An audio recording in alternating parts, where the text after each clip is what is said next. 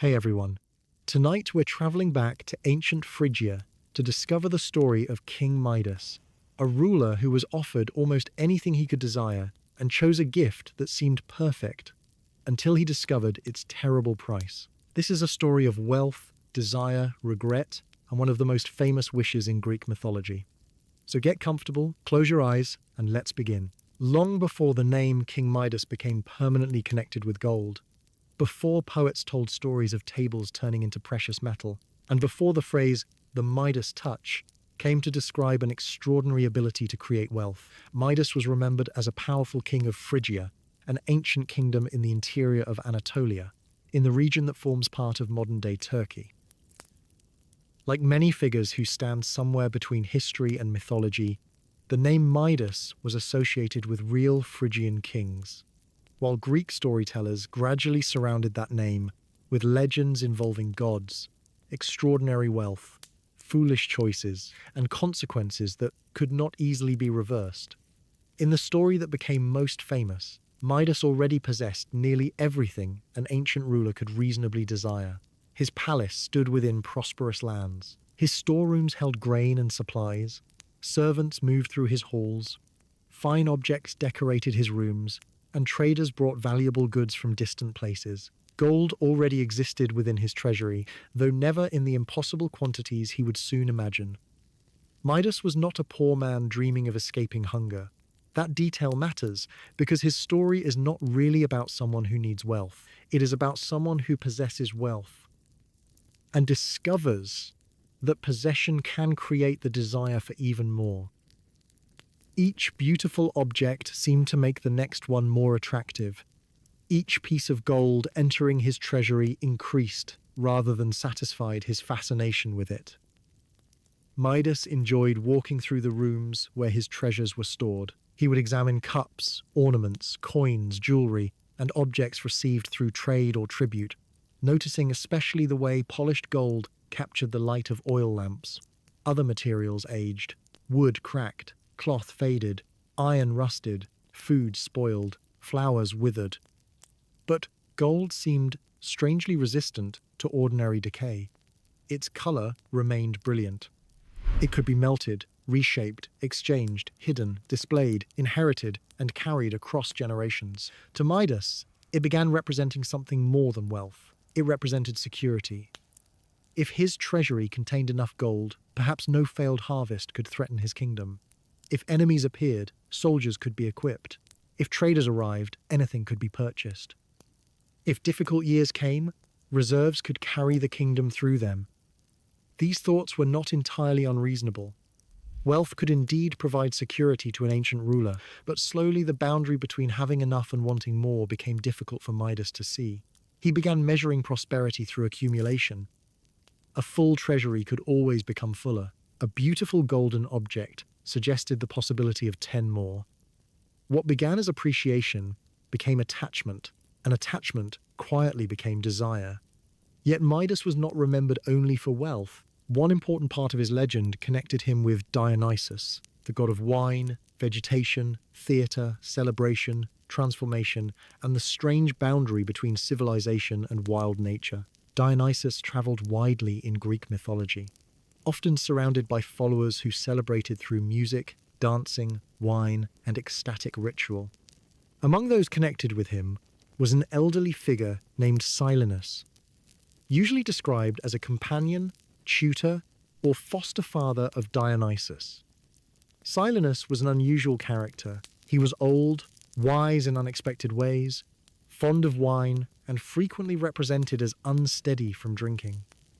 Beneath his comic appearance, however, ancient tradition sometimes gave him a darker kind of wisdom about the difficulty of human existence. He belonged to the strange world surrounding Dionysus, where laughter and sadness, celebration and danger, wisdom and madness could exist beside one another. One day, while traveling with the followers of Dionysus, Silenus became separated from the group.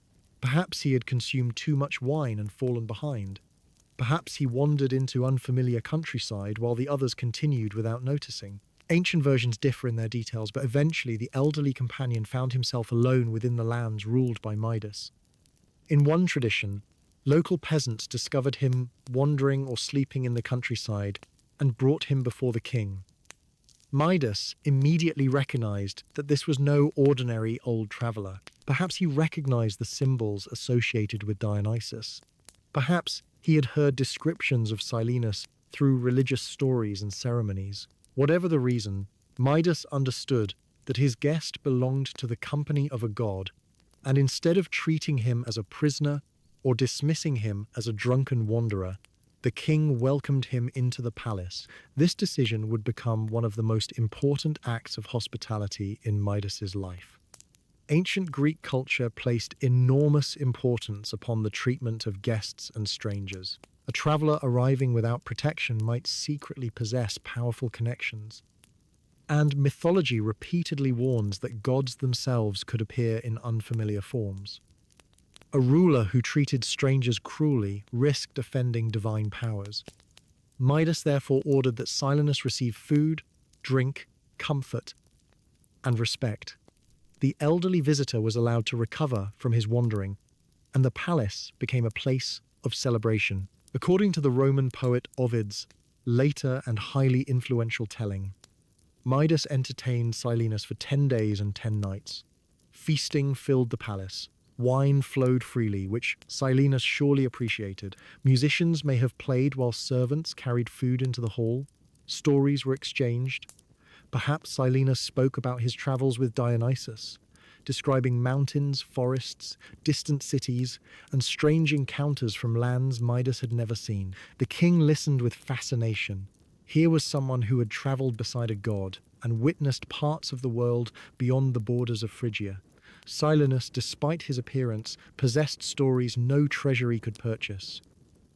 Some traditions surrounding Silenus even imagine him speaking uncomfortable philosophical truths when questioned by kings, reminding mortals that wealth and power cannot protect them from the fundamental limits of life. Whether such a conversation occurred during this particular visit is not essential to the Midas story, but it adds an interesting contrast. Midas, the ruler fascinated by material wealth, was entertaining a figure whose legendary wisdom often questioned whether human beings understood what was truly valuable.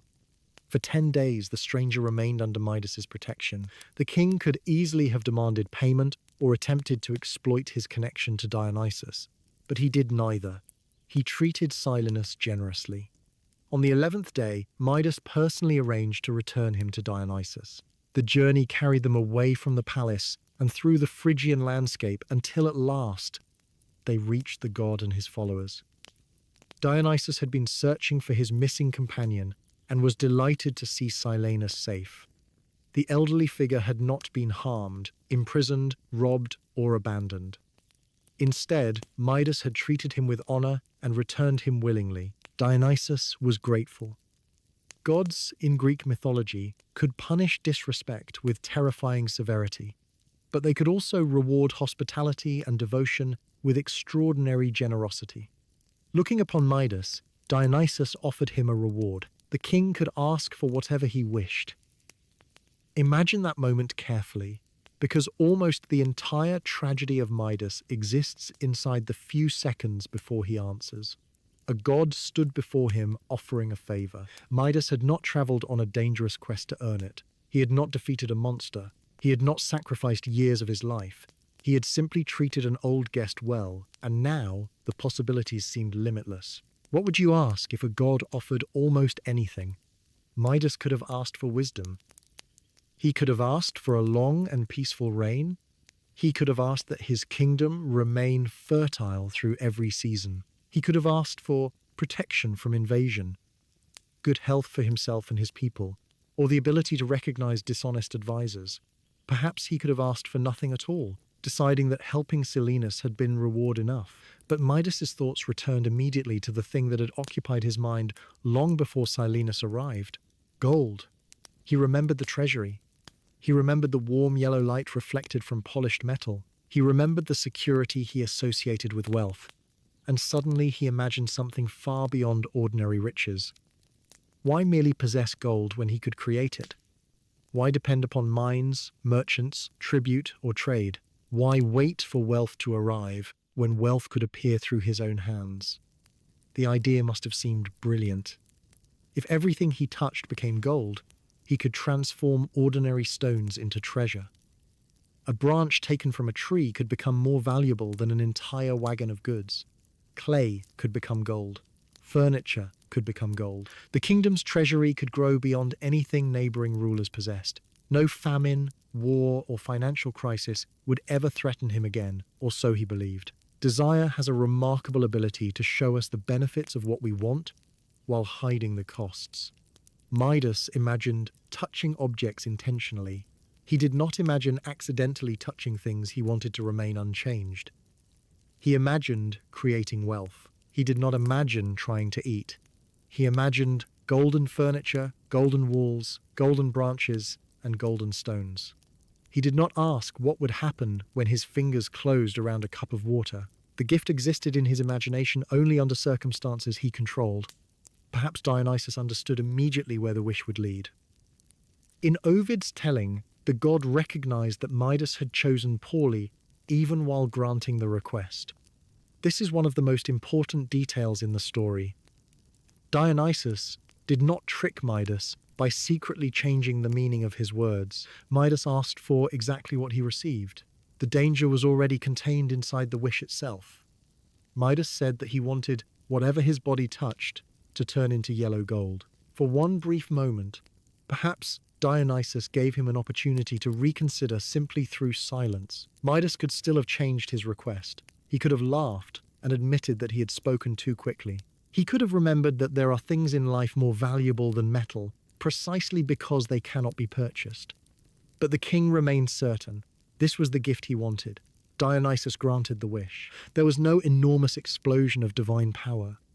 The sky did not necessarily darken. Midas did not suddenly become covered in golden light. The world around him looked exactly the same. His hands looked like ordinary hands. For a moment he may have wondered whether anything had happened at all. Then he reached towards something nearby. Different retellings imagine different first objects. But Ovid describes Midas testing the gift as he traveled away. He broke a green twig from an oak tree. The moment his fingers touched it, the living branch changed. Green disappeared beneath metallic yellow. The texture hardened. What had been ordinary wood became gold. Midas stared in amazement. The wish was real. He picked up a stone from the ground. Gold. He touched a clod of earth. Gold. He gathered grain, and the dry heads became golden beneath his fingers. He reached toward fruit hanging from a branch, and the fruit transformed into precious metal. Everything worked exactly as he had hoped. Midas laughed with delight. Any doubt disappeared. Dionysus had given him something no other king possessed. He no longer needed to search for wealth because the world itself had become an endless treasury waiting for his touch. The road back toward the palace became a playground for his new power. He touched objects simply because he could. A small branch became valuable enough to purchase animals or land. A stone that had rested unnoticed beside the road for centuries suddenly possessed extraordinary worth. Perhaps servants following him stared in disbelief. They had seen wealthy rulers before, but they had never seen someone create wealth from nothing more than contact. Midas imagined the reaction when he returned home. His advisors would be astonished. Rival kings would envy him. Future generations would speak of the ruler whose wealth exceeded everyone before him. The possibility seemed limitless, yet there was already something strange happening, something Midas was too excited to notice. Gold had been valuable partly because it was rare. If Midas could turn every stone, tree, chair, and handful of soil into gold, what would happen to its value? If entire mountains became gold, would a golden cup still be precious? But even this economic problem was insignificant compared with the danger waiting much closer to him. Midas did not need to touch an entire mountain to discover that his gift was a curse. He needed only to become hungry. The journey had taken time, and eventually the king returned to his palace, ready to celebrate. Servants prepared a magnificent meal. Bread was placed upon the table, meat, fruit, and other foods were arranged before him. Wine waited in a cup. Midas entered the dining hall with excitement, perhaps demonstrating the gift by touching part of the furniture. A wooden surface became gold beneath his fingers.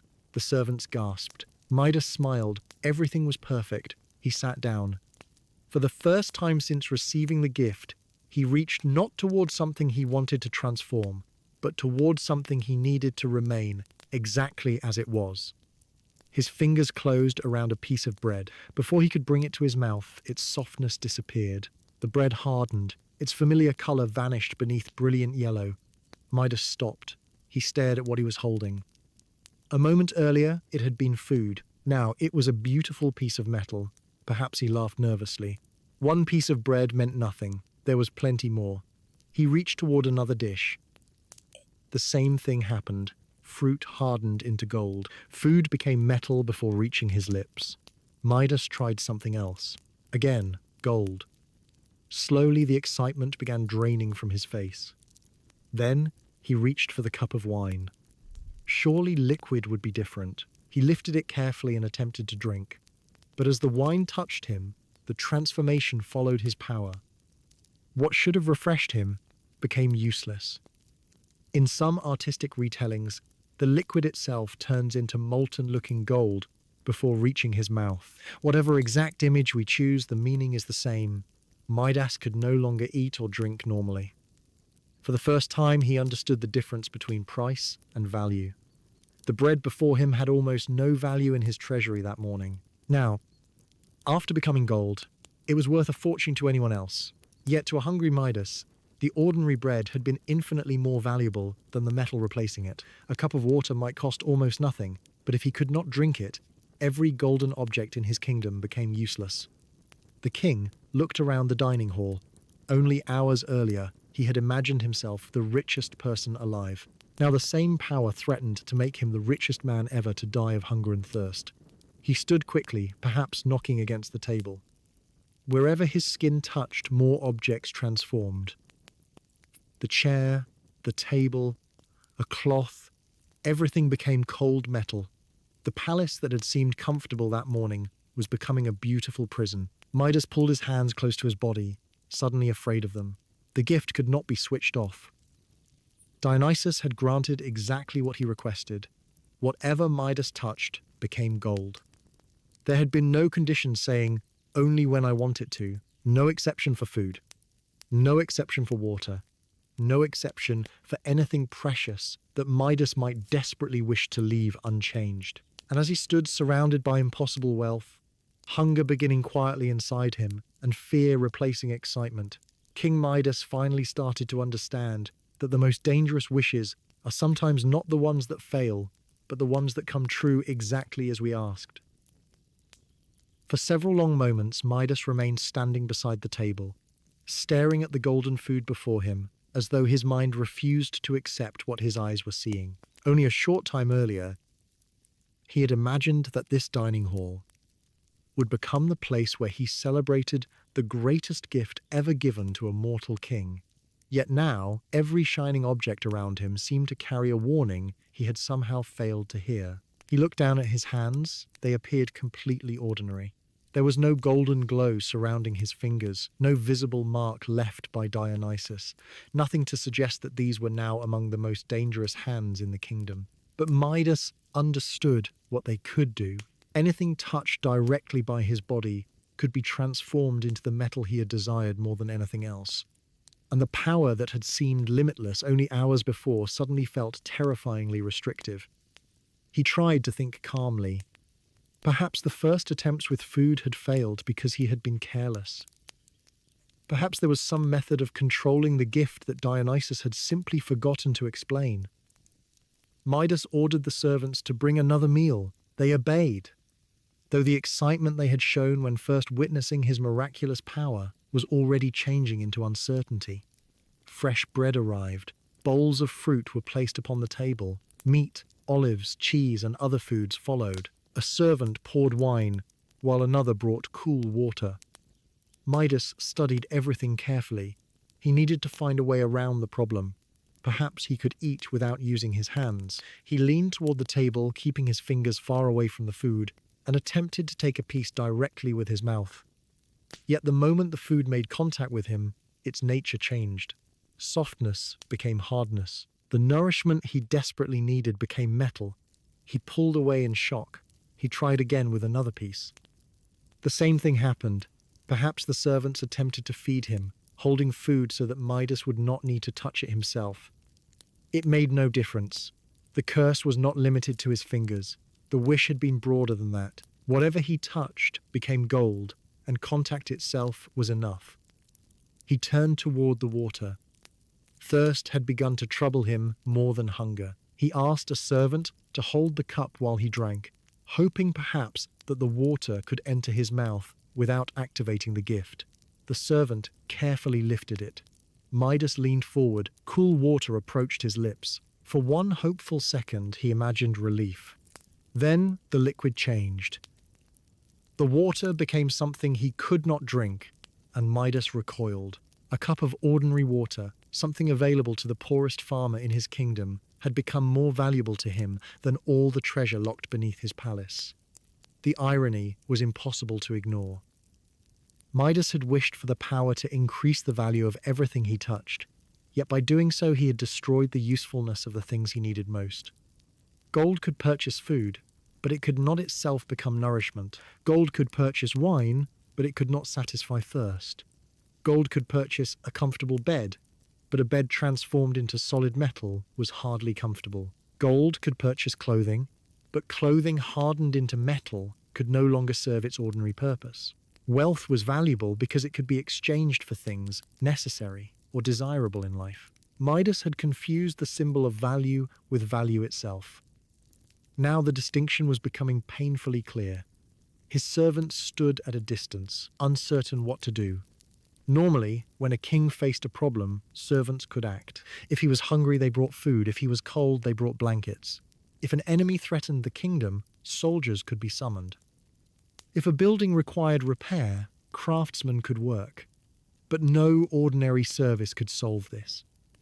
The king himself had become the source of the danger. Midas ordered everyone not to approach him. At first, the command may have sounded strange. A ruler accustomed to attendance now demanded isolation. But he understood the risk. If accidental contact could transform living things as easily as branches and fruit, anyone who came too close might be endangered. The thought had not occurred to him when he asked Dionysus for the gift. In his imagination, he had touched only objects: stones, tables, branches, walls. He had never imagined touching another person. Now every relationship in his life suddenly required distance. A servant could no longer help him dress safely. A friend could not place a reassuring hand upon his shoulder. He could not greet someone through physical contact. Even walking through a crowded corridor became dangerous. The gift that promised unlimited possession was beginning to isolate him from everything he already possessed.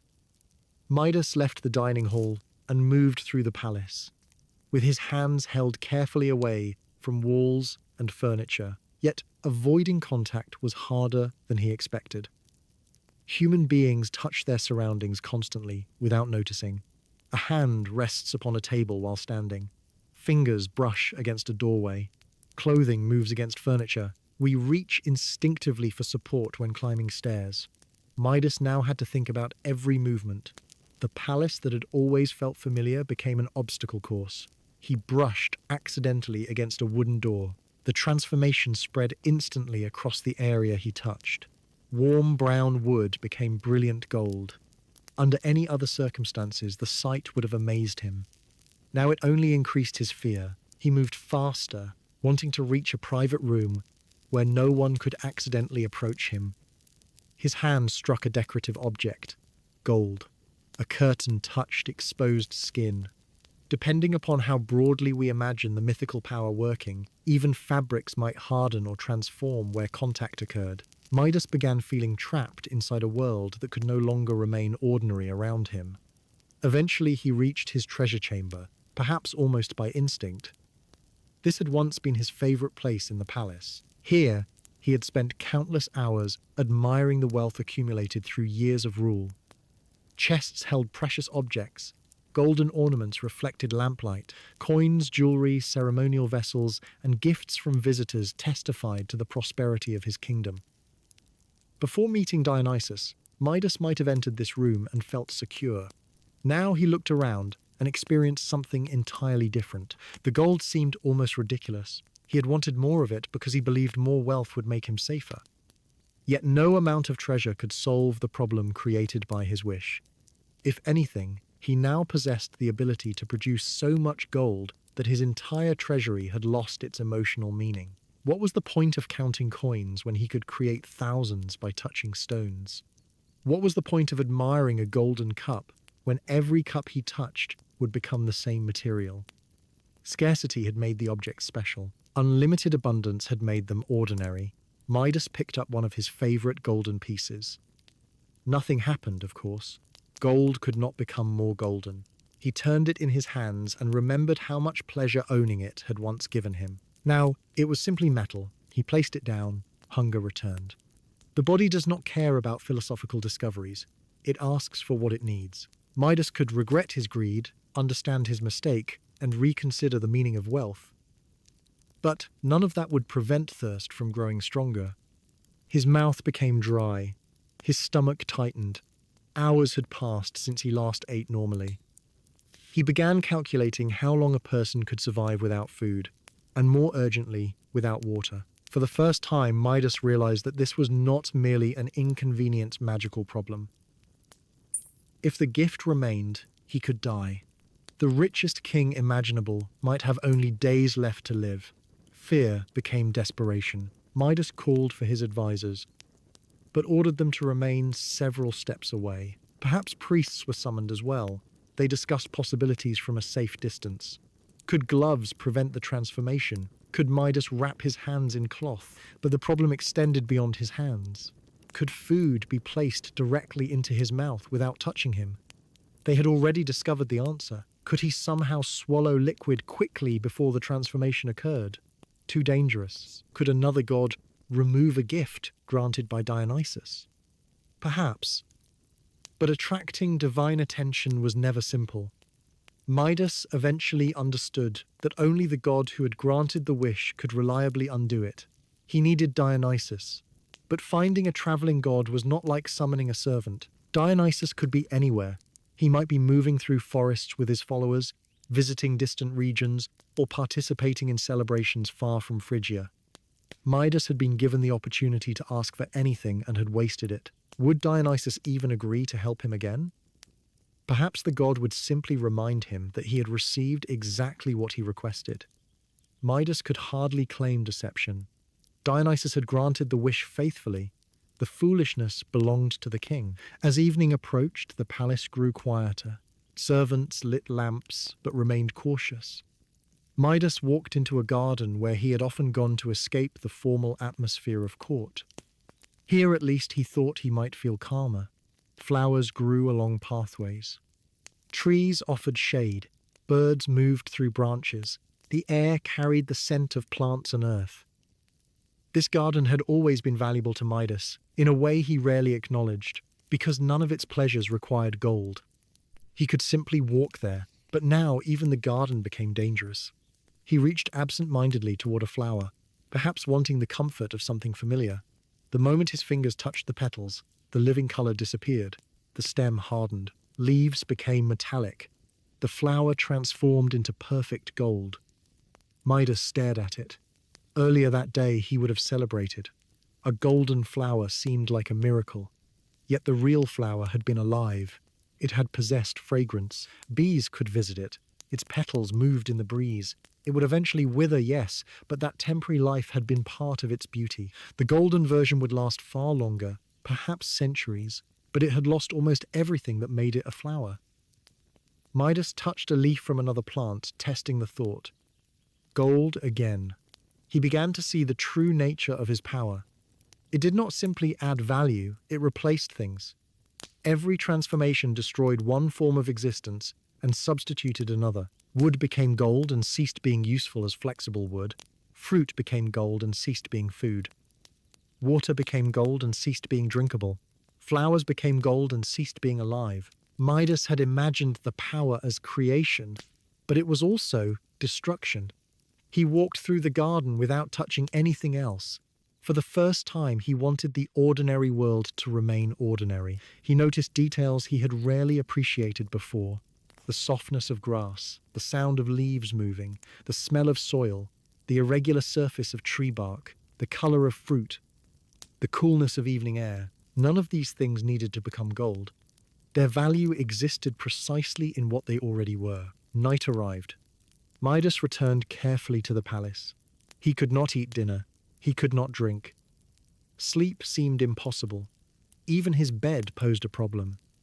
If his body touched it and the power transformed the material, he might wake upon a surface of solid gold. In some versions of the myth, Midas attempts to sleep surrounded by his treasure and discovers that wealth offers no comfort.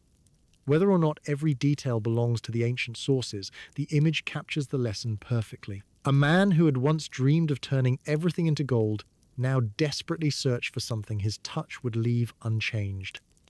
He spent much of the night awake. Thirst worsened.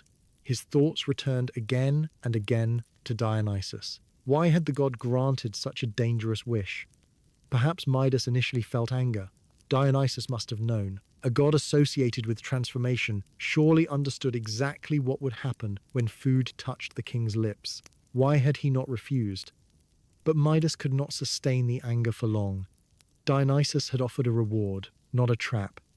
Midas had chosen the reward himself. If the god had refused, perhaps Midas would have complained that divine generosity was meaningless. Sometimes the only way to understand the true nature of a desire is to receive it. Midas had spent years believing unlimited wealth would solve his problems. No lecture from a philosopher might have convinced him otherwise. Now, a single day had taught him more than decades of possession. Yet understanding came at a terrible cost. By morning he was exhausted, his lips were dry, hunger had become painful. The excitement of the previous day seemed almost absurd. He no longer cared about being the richest king in the world. He would have exchanged his entire treasury for a cup of water he could actually drink. He would have traded every golden object for ordinary bread. He would have given away the palace itself if doing so could return his hands to normal. This reversal is the heart of the Midas story. The king had believed that gold could purchase everything. Now he discovered that there are conditions under which everything made of gold is worth less than one ordinary meal. As the first light of morning entered the palace, Midas made his decision. He would find Dionysus and beg the god to remove the gift. Pride no longer mattered. A king might dislike admitting that he had made a foolish choice, especially before servants, advisors, and a god who would recognize the foolishness immediately. But survival mattered more than pride. Midas ordered preparations for the journey. He warned everyone again to keep their distance. He would travel carefully and touch as little as possible.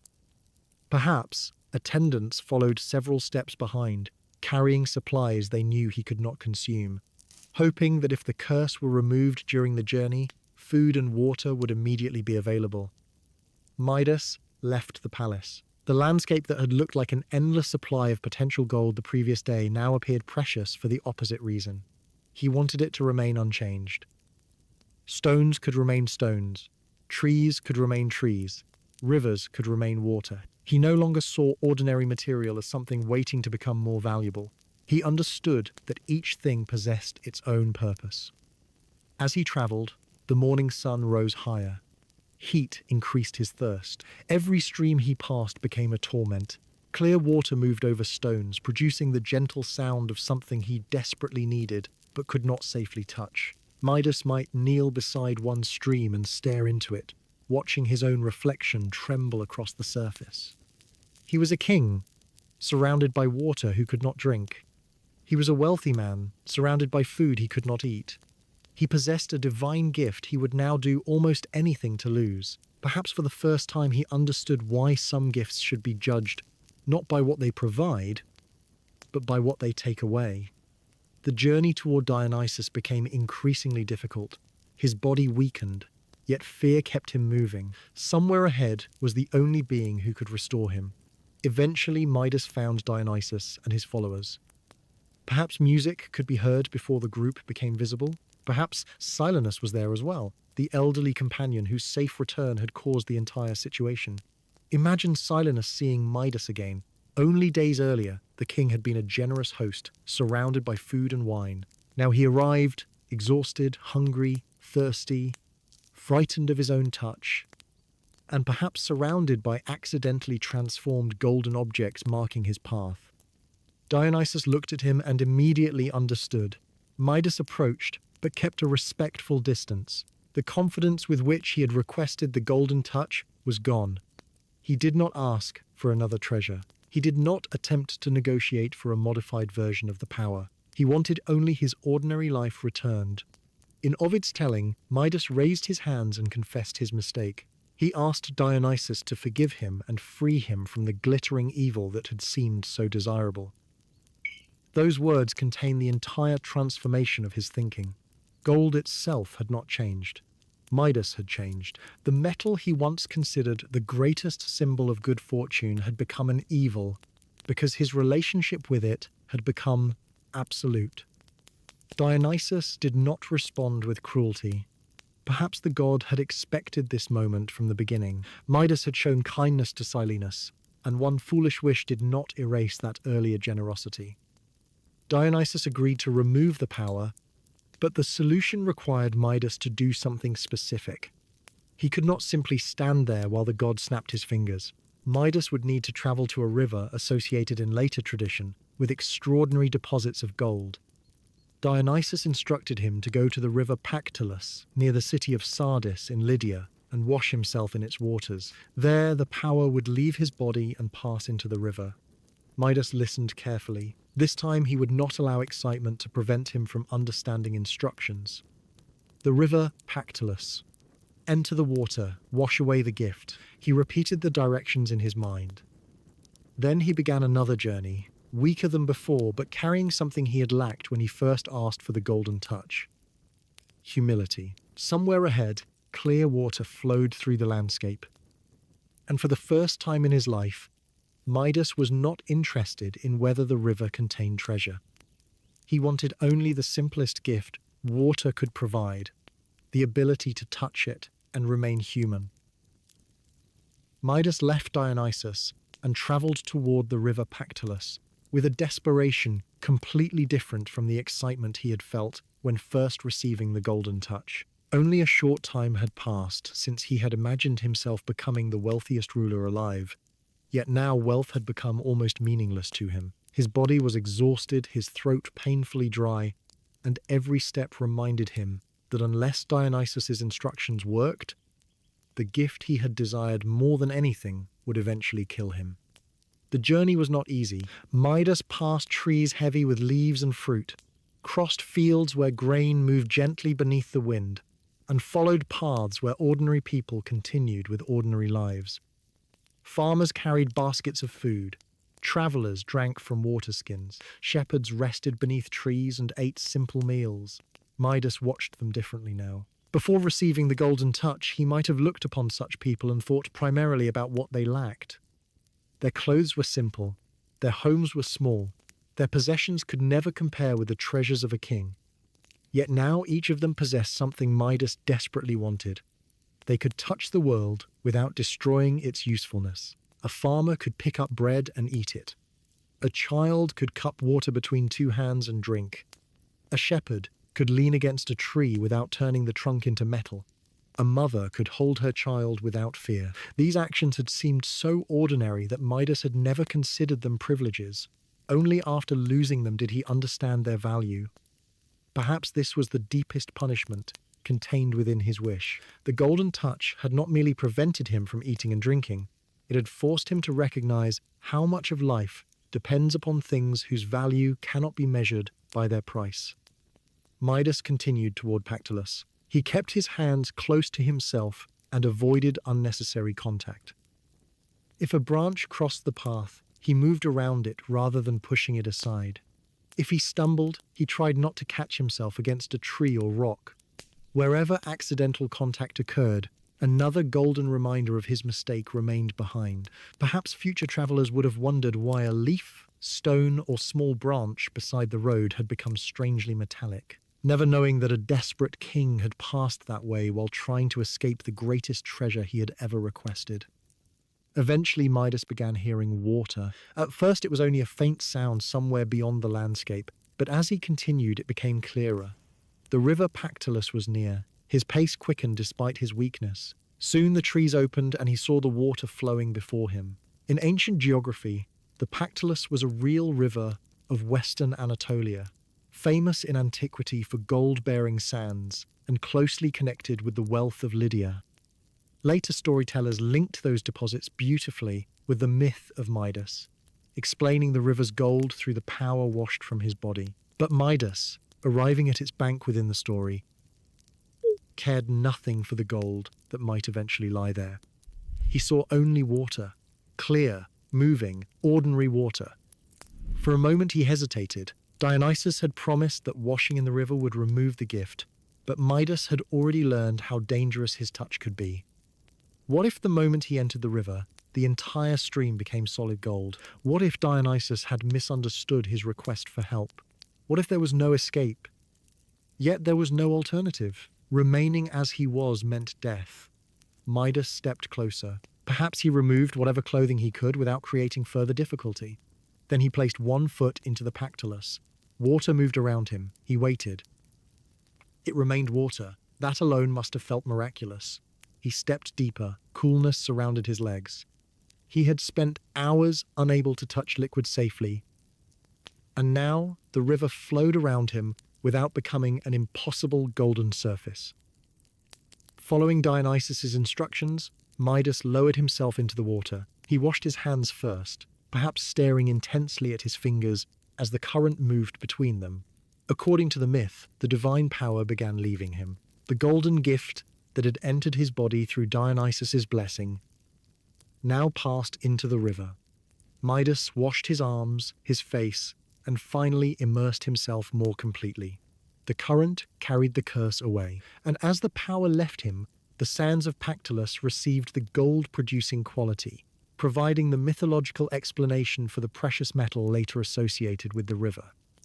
Midas emerged slowly. Nothing visible about him may have looked different. His hands still appeared as they always had. But he needed proof. He looked toward the riverbank and saw a small stone. Only a day earlier he would have picked it up, hoping to watch it become gold. Now he reached toward it, hoping desperately that nothing would happen. His fingers closed around the stone. Midas waited.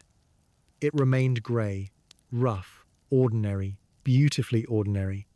Perhaps he laughed for the first time since discovering the curse. He dropped the stone and touched the ground. Soil remained soil. He reached toward a leaf.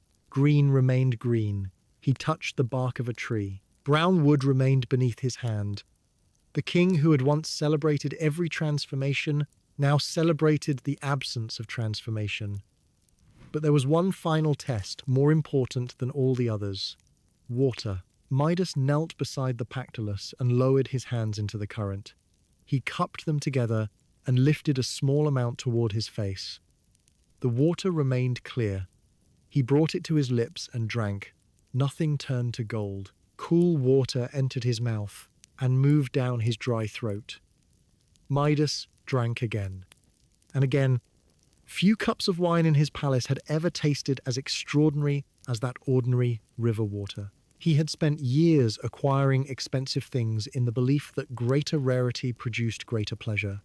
Yet the most satisfying experience of his life had become drinking something available freely from a river. When his thirst finally eased, attendants may have brought food. Midas took a piece of bread carefully, still half expecting the curse to return. He touched it. The bread remained soft. He lifted it to his mouth and ate. Perhaps he closed his eyes while chewing, overwhelmed by relief. Bread had never tasted so valuable. Fruit remained fruit. Food remained food. His body could once again participate normally in the world. Midas had escaped, yet the experience did not disappear simply because the magical power was gone. He could return to the palace, but he could not return to being exactly the man who had left it. The king who travelled home from Pactolus had learned something the king who travelled toward Dionysus had not understood. Enough could be more valuable than excess. On the journey back, Midas noticed the landscape differently. A field of grain no longer appeared inferior to a field of gold. Grain could feed thousands. Gold could not feed one starving person unless exchanged for something else. A forest of ordinary trees offered timber, fruit, shade, shelter, habitats for animals, and beauty.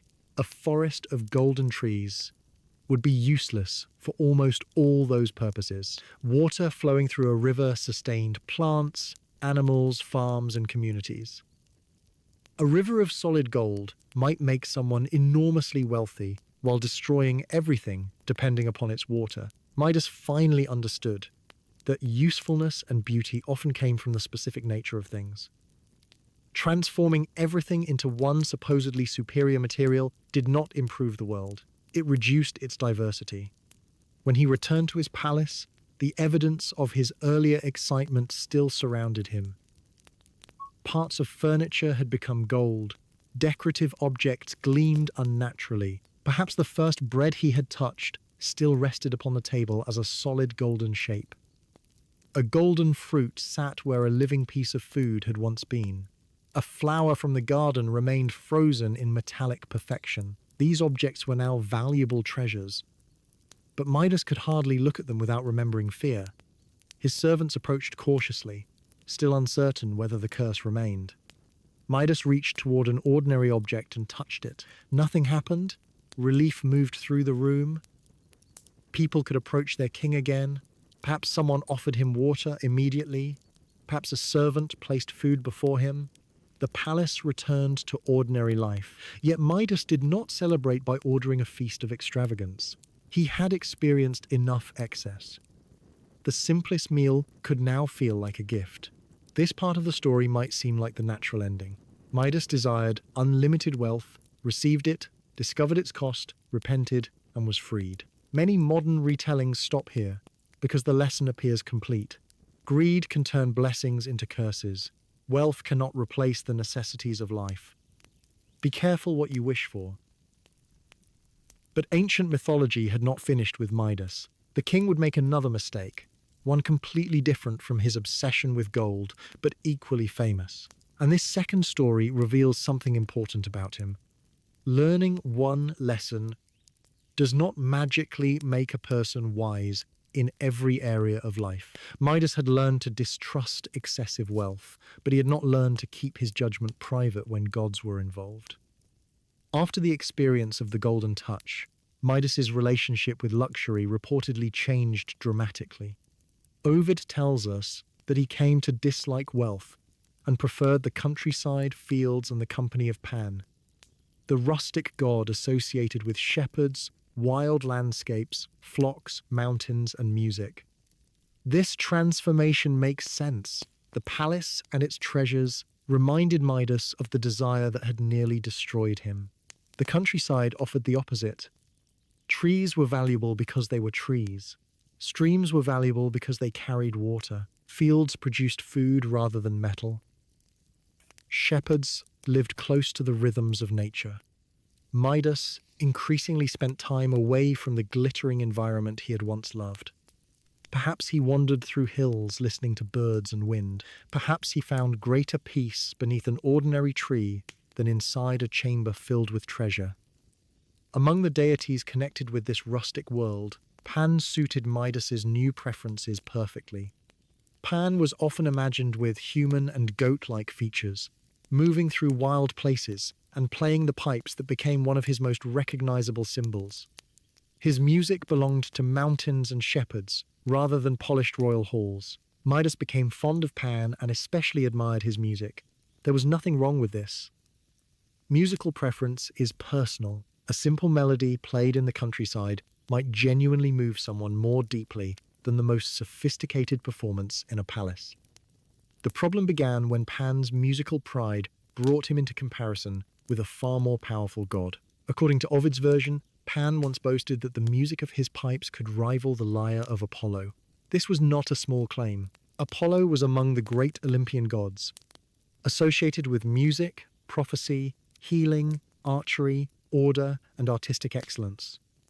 Challenging Apollo in music was not like challenging another shepherd. Greek mythology repeatedly shows the danger mortals and lesser beings faced when claiming equality or superiority over gods in the domains those gods ruled. Such contests often became stories about hubris, excessive pride that failed to recognize the boundary between mortal and divine status. Yet, Pan was willing to compare his rustic pipes with Apollo's lyre. A musical contest was arranged. The mountain god Tmolus, associated with the region, would judge the performances.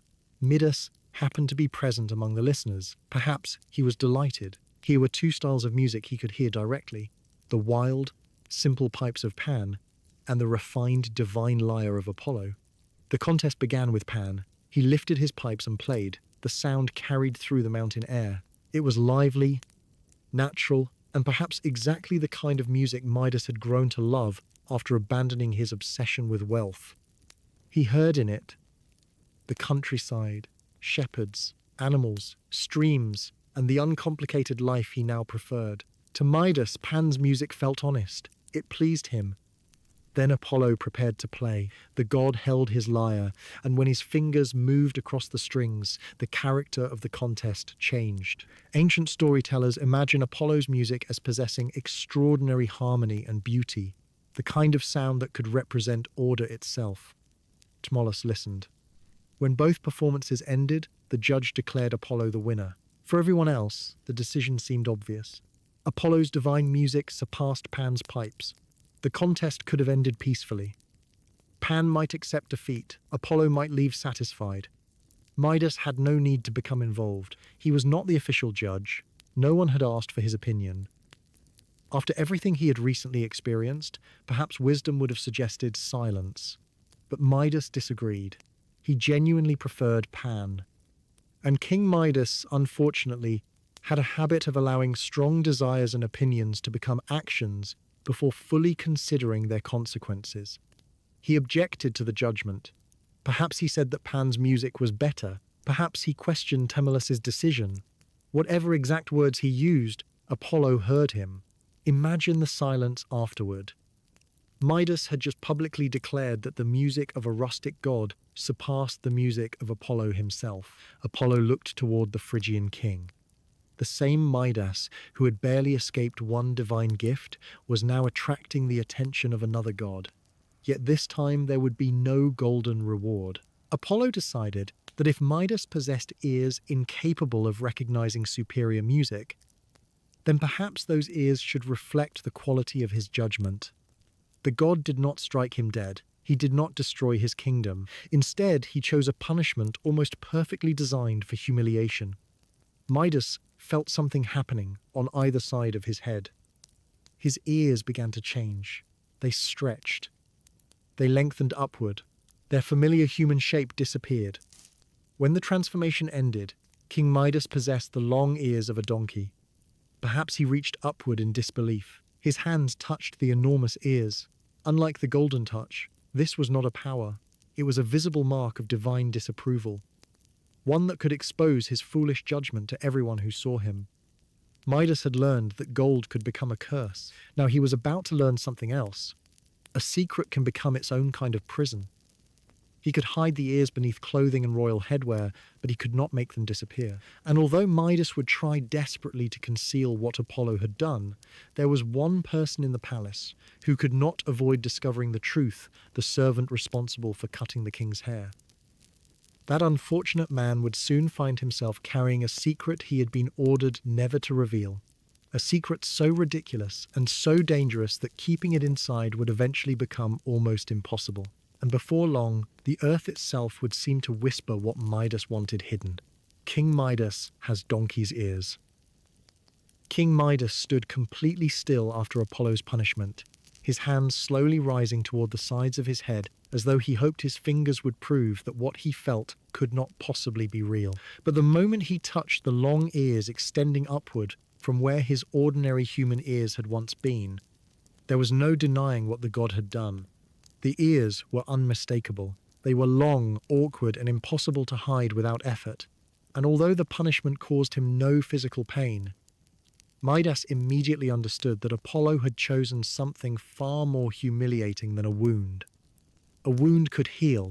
A scar could perhaps be carried with dignity. But these ears transformed the king's foolish judgment into something visible. Anyone who saw them would immediately know that something extraordinary had happened. And once the story spread, everyone would eventually learn why. Midas had publicly preferred the rustic music of Pan to the divine lyre of Apollo, and Apollo had responded by deciding that a man with such poor musical judgment deserved ears appropriate to it.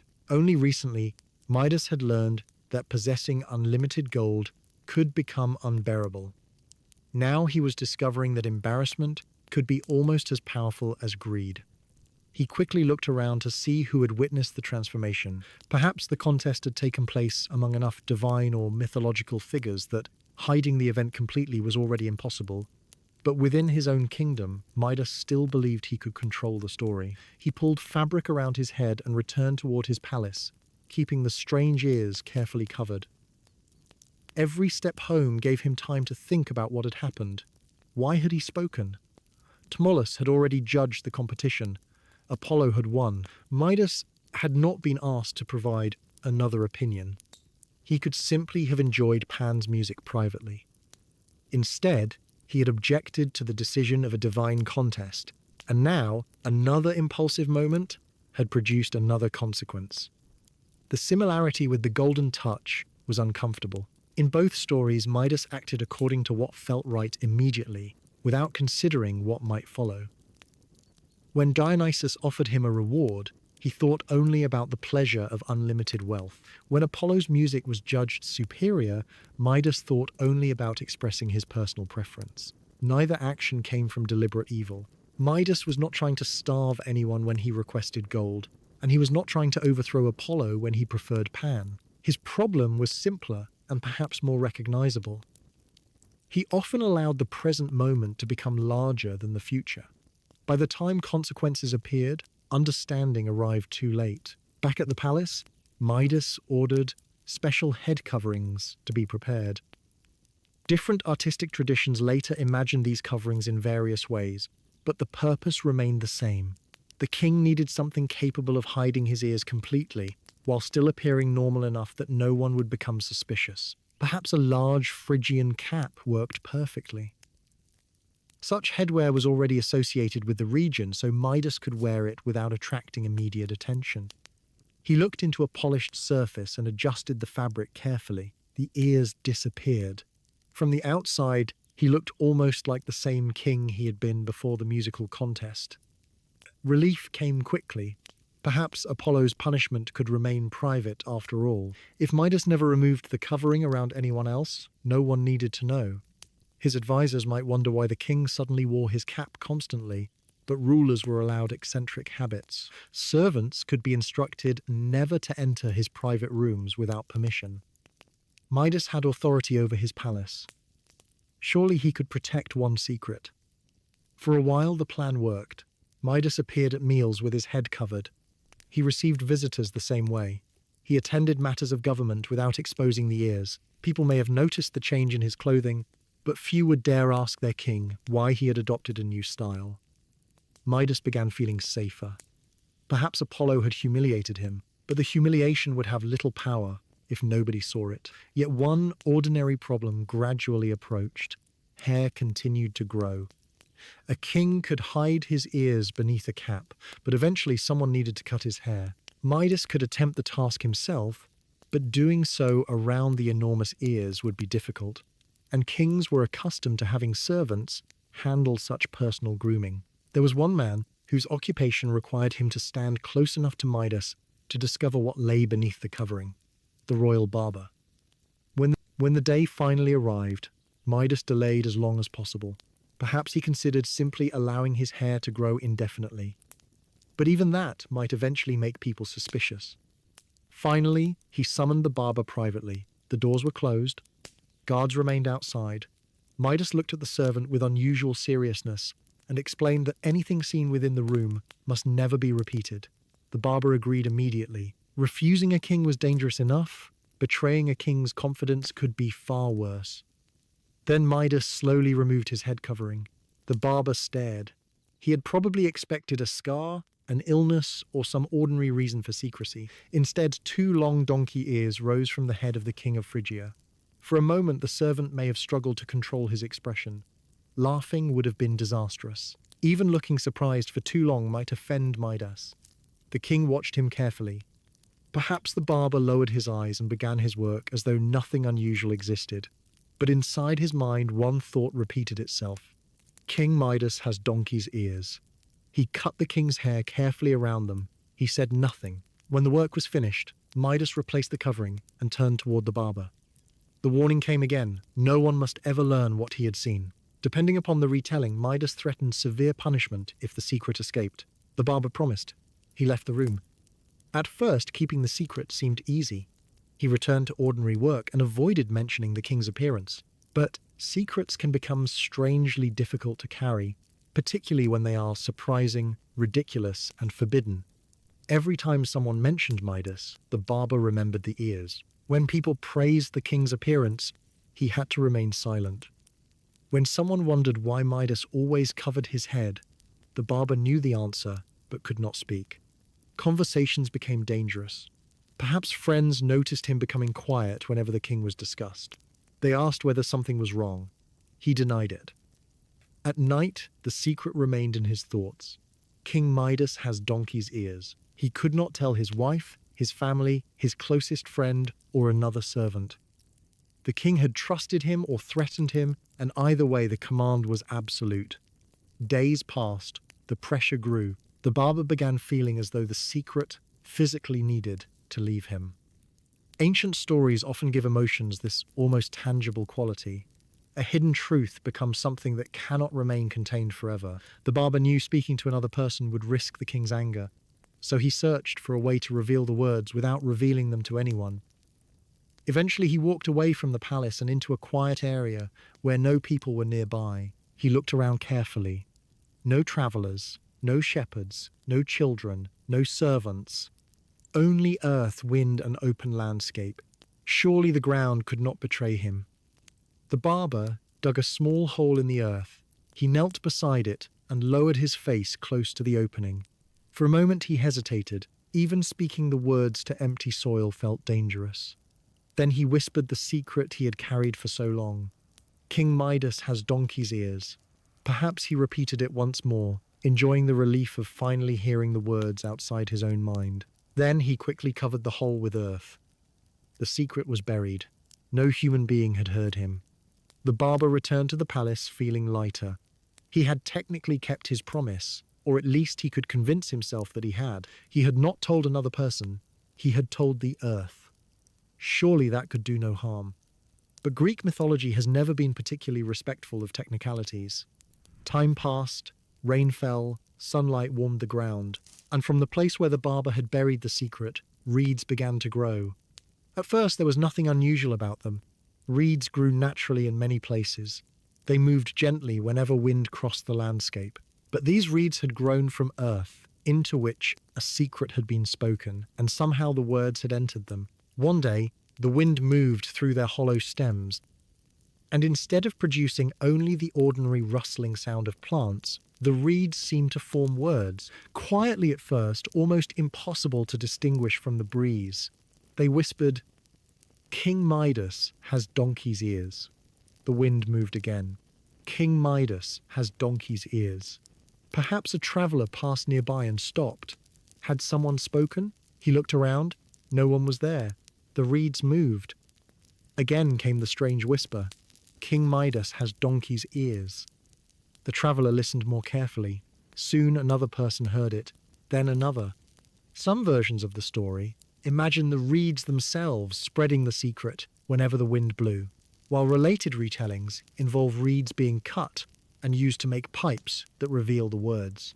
However we picture it, the meaning is wonderfully simple. Midas could hide his ears from people, and the barber could hide the secret in the earth, but truth found a way back into the open air. Before long, whispers traveled beyond the reeds. Someone told a friend about the strange sound. That friend told someone else. Perhaps at first people treated it as a joke. King Midas? Donkey ears? Impossible. But rumors have their own kind of momentum. The more someone tried to dismiss the story, the more interesting it became. People began noticing Midas's constant head covering. Why did the king never remove it? Had anyone seen his ears recently? Servants remembered that the royal barber entered private rooms where others were forbidden. Suspicion grew. The secret the king had tried so carefully to contain was spreading through the kingdom. Midas eventually heard the rumors. Imagine his reaction when an advisor nervously reported that people were repeating a ridiculous story about the king possessing donkey's ears. Midas immediately knew where the information had come from, or believed he did. The barber. Who else knew? Anger rose quickly. He summoned the servant. The barber entered terrified. Midas demanded an explanation. Had he betrayed the secret? The barber insisted that he had told no person. Midas hardly believed him. Then, perhaps trembling, the barber confessed what he had actually done. He had gone somewhere isolated. He had dug a hole. He had whispered the secret into the earth and buried it. That was all. He had never expected reeds to grow there. He had never expected the wind to repeat the words.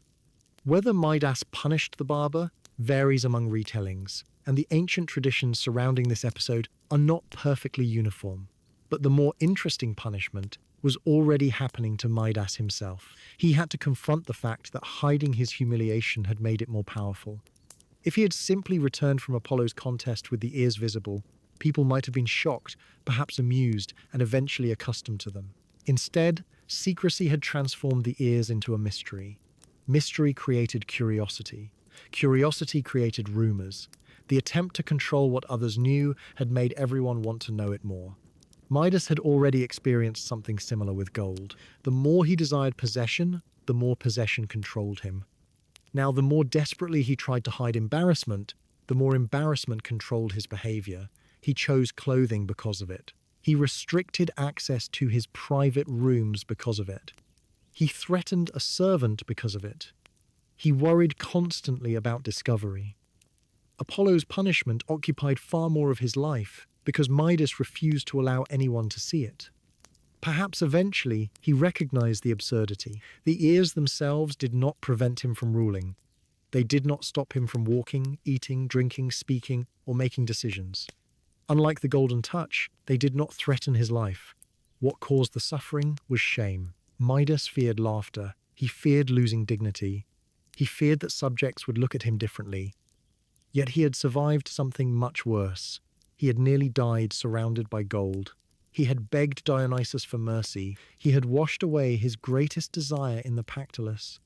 Compared with starvation and thirst, could a pair of unusual ears truly destroy him?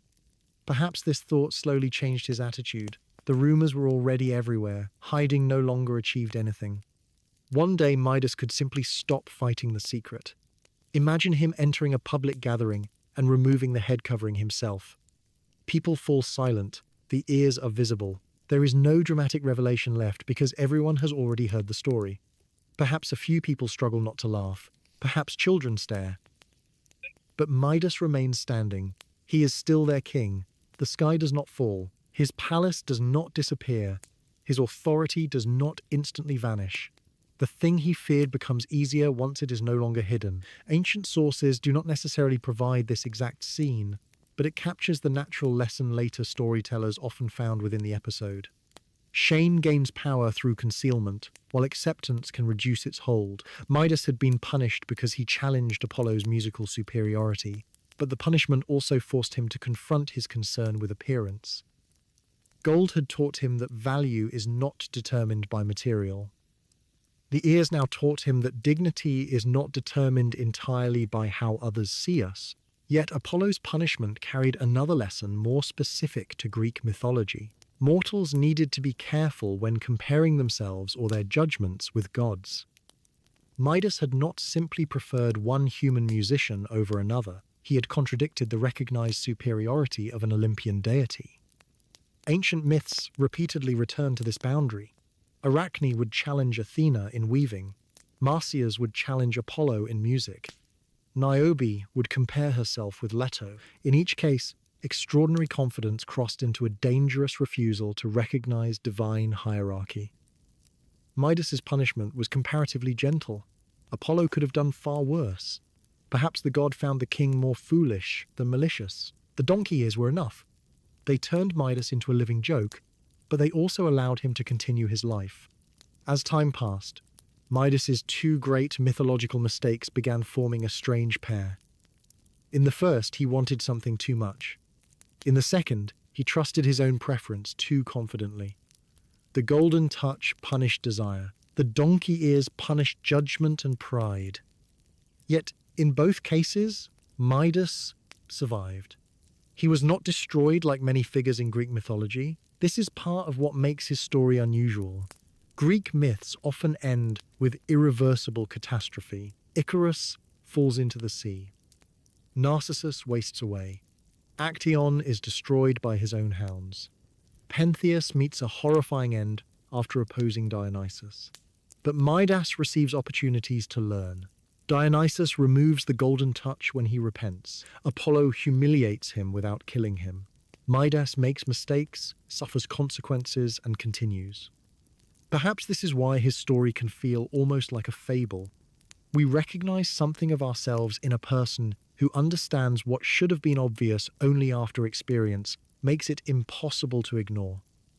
But Midas's legend did not end with the reeds. Beneath the stories of magical gold and donkey ears lies another fascinating layer, the possibility that behind the mythical king stood memories of real rulers of Phrygia. Ancient sources knew of kings named Midas, and archaeology has revealed the extraordinary wealth and culture of the Phrygian world. The boundary between historical memory and mythology became blurred over centuries. A wealthy ruler could become the king whose touch literally produced gold. A regional connection with distinctive Phrygian clothing could become part of artistic representations. The famous name survived even when the details of individual rulers disappeared, and the historical kingdom associated with Midas would eventually face events far more serious than magical embarrassment. Phrygia stood within a world of competing powers: migration, trade, invasion, and political change. Great wealth could attract attention. Powerful kingdoms could rise quickly and fall just as dramatically. The legendary Midas had discovered that gold could not solve every problem within a dining hall. The historical world would demonstrate the same lesson on a much larger scale. No treasury, however full, could guarantee that a kingdom would survive forever. Yet before we move toward that darker historical shadow, there remains something peaceful about imagining Midas after the secret of his ears finally escaped. Perhaps he returned to the countryside he had come to love after abandoning his obsession with wealth.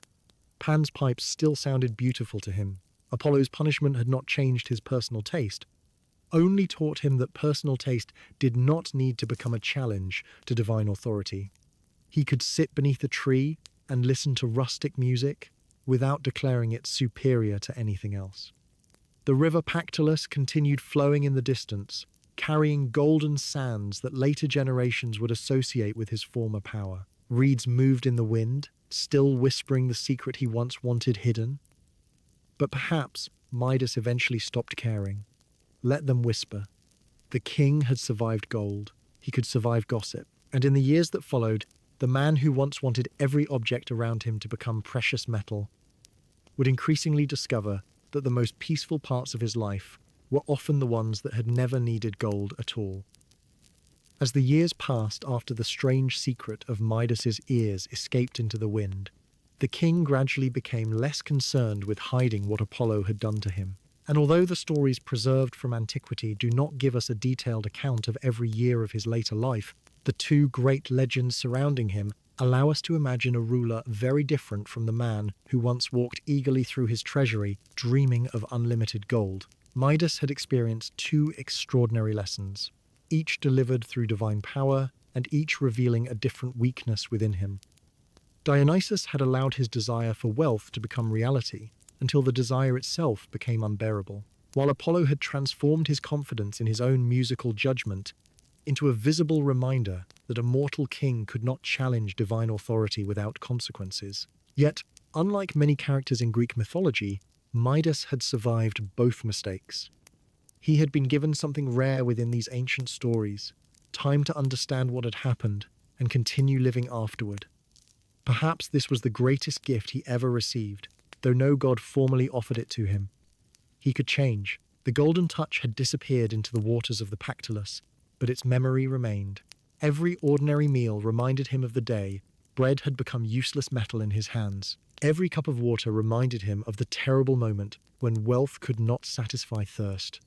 Every time he passed a flower in the palace garden, perhaps he remembered the living petals he had transformed into lifeless gold. These memories altered the way he saw his kingdom. Before the curse, Midas had often measured prosperity through treasure. Now he began recognizing wealth in forms he had ignored. A field heavy with grain possessed a value no golden field could imitate.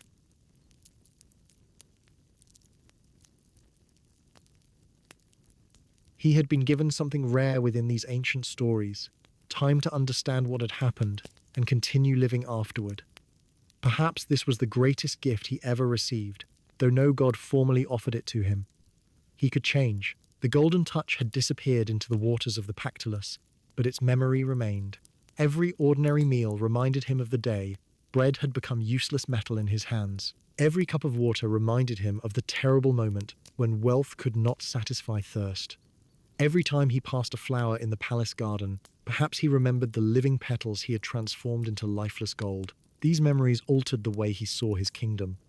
Before the curse, Midas had often measured prosperity through treasure. Now he began recognizing wealth in forms he had ignored. A field heavy with grain possessed a value no golden field could imitate. Orchards filled with fruit represented food for families rather than objects for display. Herds grazing peacefully across hills provided milk, wool, meat, trade, and livelihood.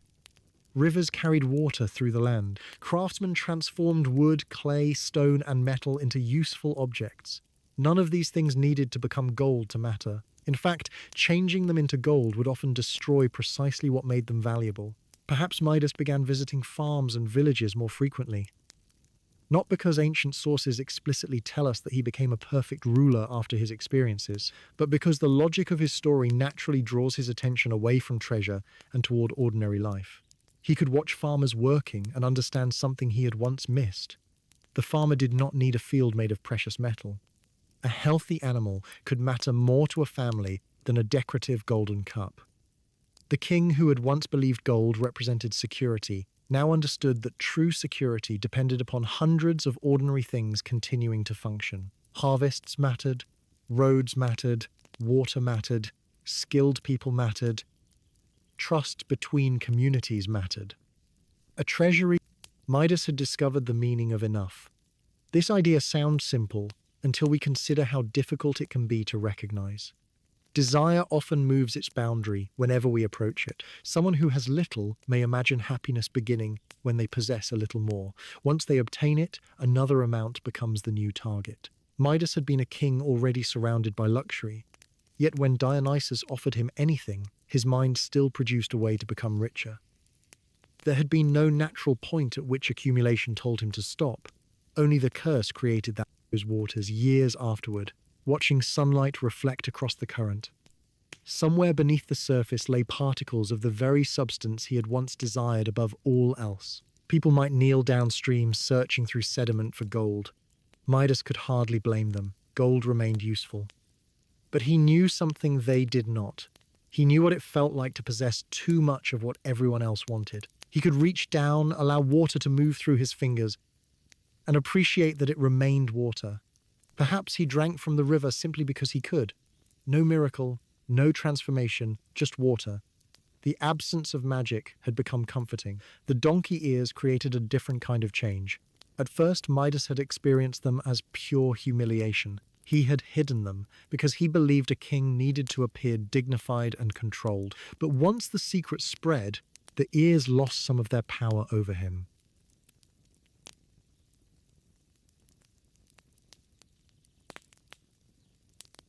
Everyone knowing the truth meant he no longer needed to devote energy to preventing discovery.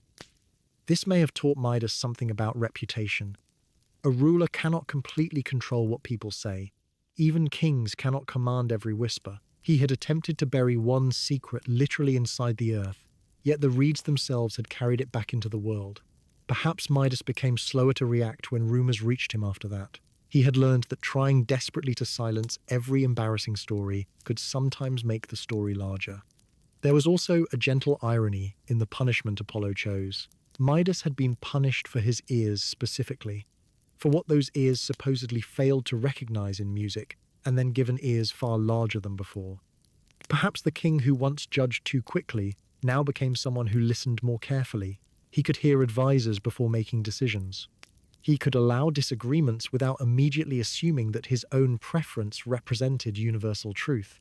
Again, mythology does not provide us with a detailed political biography demonstrating this transformation, so we should not present imagination as ancient fact, but as a moral continuation of the story. The symbolism is difficult to resist. Midas's oversized ears could become not merely a mark of foolishness, but a reminder to listen. The countryside remained especially important to him in the later literary tradition. After abandoning his obsession with wealth, Midas was said to favor the fields and the rustic world associated with Pan.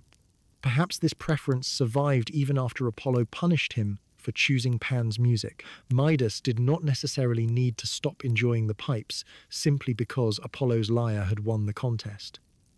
That distinction itself could represent another lesson.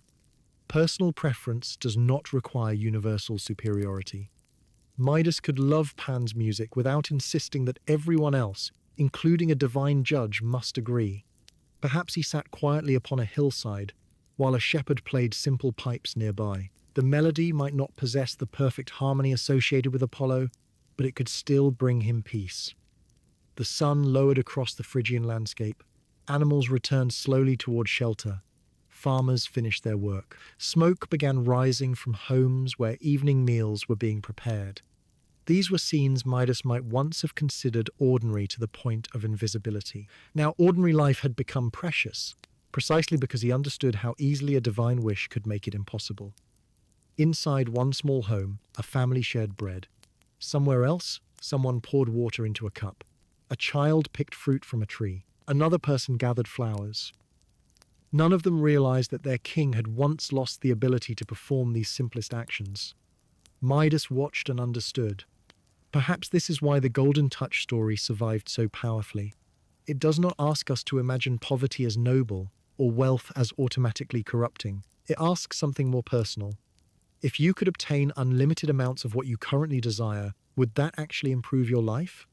Midas believed the answer was obviously yes. Only after receiving unlimited gold did he discover that desire often depends upon limits. Gold is useful because not everything is gold. A feast is pleasurable because we are not permanently eating. Rest feels good because we become tired. Celebration matters because not every day is a festival. Even the music of Dionysus, a god deeply associated with celebration, existed within cycles. Wine could bring joy in the proper setting, but excess could bring chaos. Greek mythology repeatedly explored the danger of refusing boundaries, and Midas became one of its clearest examples. He had wanted a power without limitation, and discovered that limits were exactly what made the things around him usable. Perhaps his experience with Silenus now returned to his thoughts as well. The elderly companion of Dionysus had arrived unexpectedly in his kingdom before any of the trouble began. Midas had treated him generously without knowing that hospitality would lead to a divine reward. That first act remains important because it shows that Midas was never simply a greedy caricature. He was capable of kindness. He welcomed a vulnerable stranger, entertained him, and returned him safely to Dionysus. His downfall came afterward, when a good action placed an extraordinary opportunity in front of a flawed person. This complexity makes the story more human.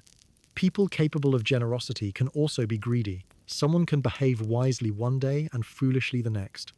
Character is not always consistent. Midas did something admirable, received a reward, chose badly, suffered, admitted his mistake, and received mercy. Later he made another foolish judgment and suffered again. The pattern resembles real human learning far more than a simple story about a permanently good or permanently bad king. Silenus himself adds another layer to the legend, because elsewhere in ancient tradition, he becomes associated with one of the darkest pieces of wisdom ever connected to Midas. A famous story, preserved through later writers, including Aristotle and others in varying forms, tells of Midas capturing or questioning Silenus and asking him what was best for human beings. Silenus initially refused to answer, but when pressed, he gave a deeply pessimistic response. The best thing for humans would be not to have been born, and the second best would be to die quickly. This tradition does not fit neatly into every version of the Golden Touch narrative, and we should not pretend all ancient authors told one continuous biography. Greek myths frequently existed in overlapping and contradictory forms, yet the association between Midas and Silenus is fascinating. The king famous for wanting unlimited material wealth becomes connected with a figure who questions whether mortal life itself should be considered a gift. Between these extremes lies the lesson Midas eventually discovers. Life cannot be made perfect by removing every limit. Mortality contains hunger, thirst, uncertainty, aging, and loss. Yet those very limits shape how humans experience value. Midas nearly lost ordinary life while attempting to make it infinitely wealthy, and only then did ordinary existence become something he wanted desperately to preserve. As he grew older, perhaps the king became more aware of another limit gold could never overcome: time. Even without the golden curse, no treasury could purchase endless youth. Midas could look at his hands and see signs of age. The same hands that once transformed branches into gold would eventually weaken. The same ears he tried desperately to hide would belong to an aging body. Palaces could be repaired, treasures could be inherited, monuments could preserve names, but every mortal ruler eventually left the throne. This knowledge may have mattered especially in Phrygia, a kingdom surrounded by larger forces and changing political realities. The legendary stories present Midas almost outside normal history, interacting with gods and magical transformations.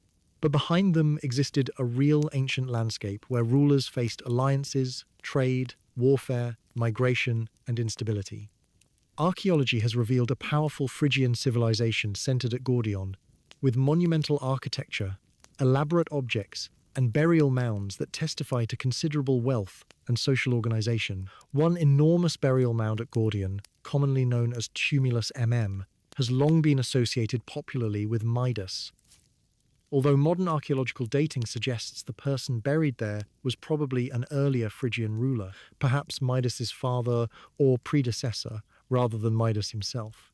The tomb contained extraordinary wooden furniture, bronze vessels, and evidence of a magnificent funerary feast. There was wealth, certainly, but interestingly, the burial did not resemble the fantasy of a chamber overflowing with endless gold. The historical Phrygian world was richer and more complicated than the magical legend later attached to its famous king. Greek and Assyrian sources also preserve traces of a powerful Phrygian ruler named Midas, known in Assyrian records as Meta of Mushki. Active in the late 8th century BCE, this ruler existed within a dangerous political landscape involving Assyria and other Anatolian powers. Here, the boundary between myth and history becomes especially fascinating. Perhaps stories of a remarkably wealthy Phrygian king traveled through Greek communities and expanded with every retelling. Phrygia was associated with wealth. Nearby, Lydia would later become famous for extraordinary riches and the development of coinage. The gold-bearing Pactolus flowed through the region around Sardis. Over time, geography, historical memory, and mythology could merge. A wealthy King Midas became the king who could literally create gold. The famous river received its gold from his magical touch. A real ruler disappeared behind a universal story about desire. But history also provided a darker ending than the gentle moral transformation we might imagine. Around the end of the 8th century BCE, Phrygia faced devastating pressure from groups commonly identified in Greek tradition as the Cimmerians. Ancient accounts later connected the fall of Midas with this catastrophe. According to one tradition, after the destruction of his kingdom, Midas ended his life by drinking bull's blood. Although the historical accuracy and literal meaning of this report remain uncertain, this is very different from the magical story of Dionysus and Apollo, and we should keep the traditions distinct rather than pretending we know exactly how the mythical and historical figures relate. Yet the contrast is haunting. The legendary Midas once believed unlimited gold could guarantee security.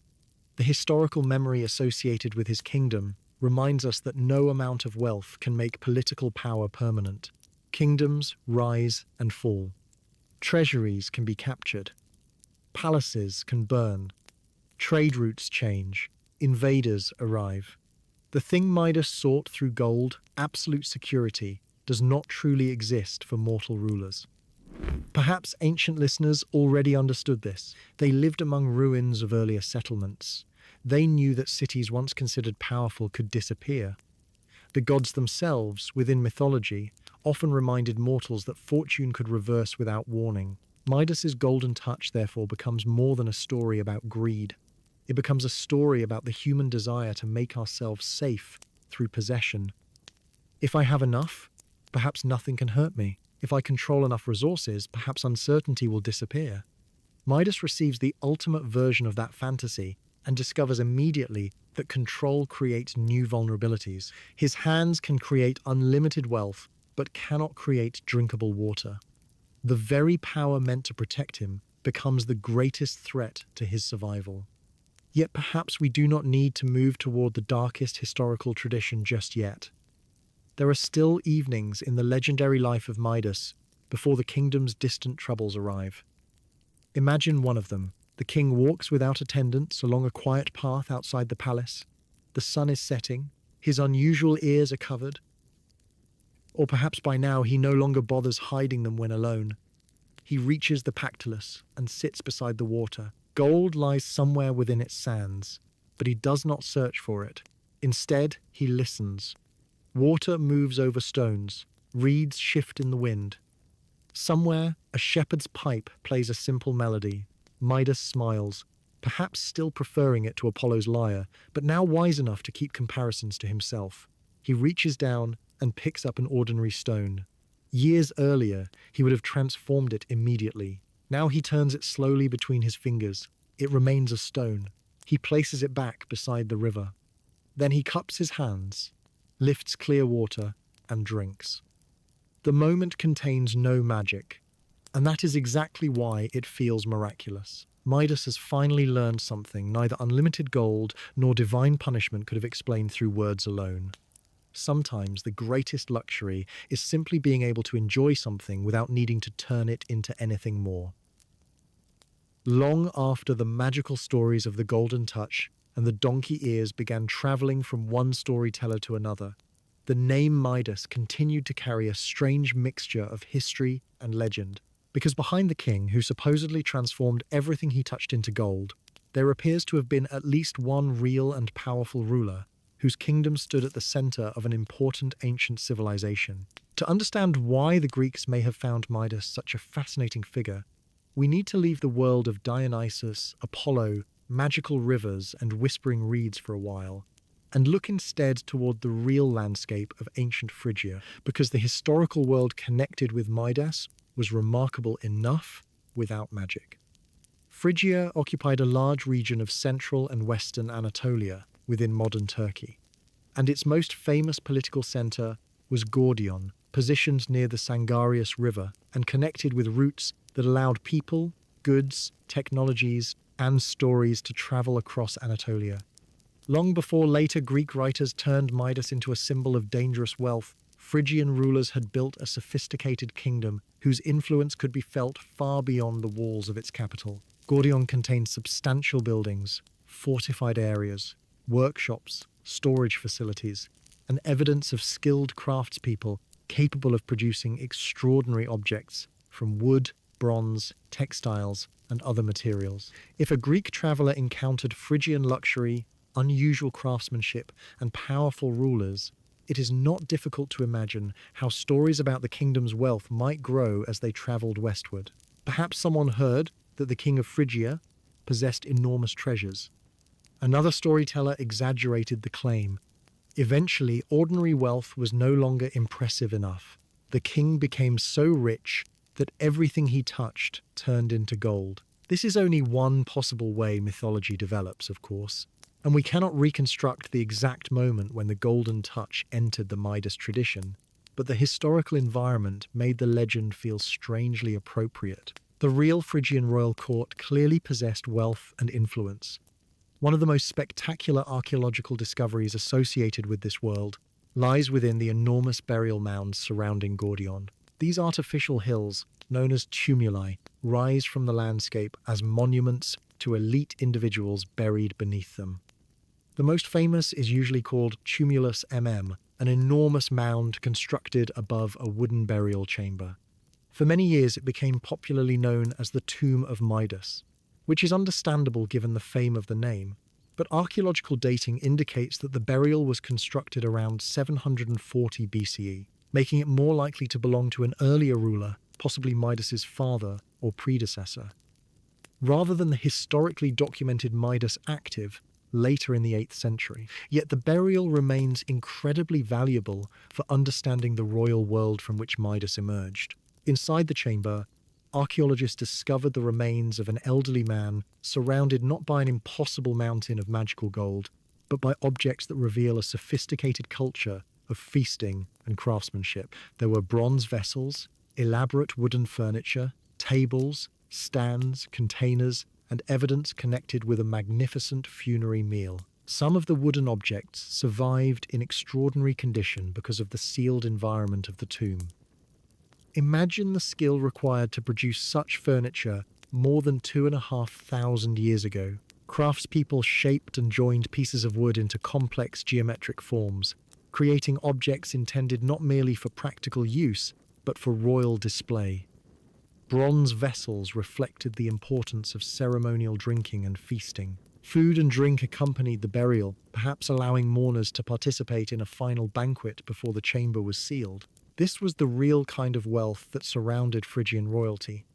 Not magic, but resources, skilled labor, political organization, trade connections, and the ability to mobilize people for enormous building projects. Constructing a massive burial mound required planning and labor on a scale unavailable to ordinary households. The landscape itself announced royal power. Anyone traveling near Gordion could see these artificial hills and understand that important people had been buried there. Midas therefore inherited more than a throne.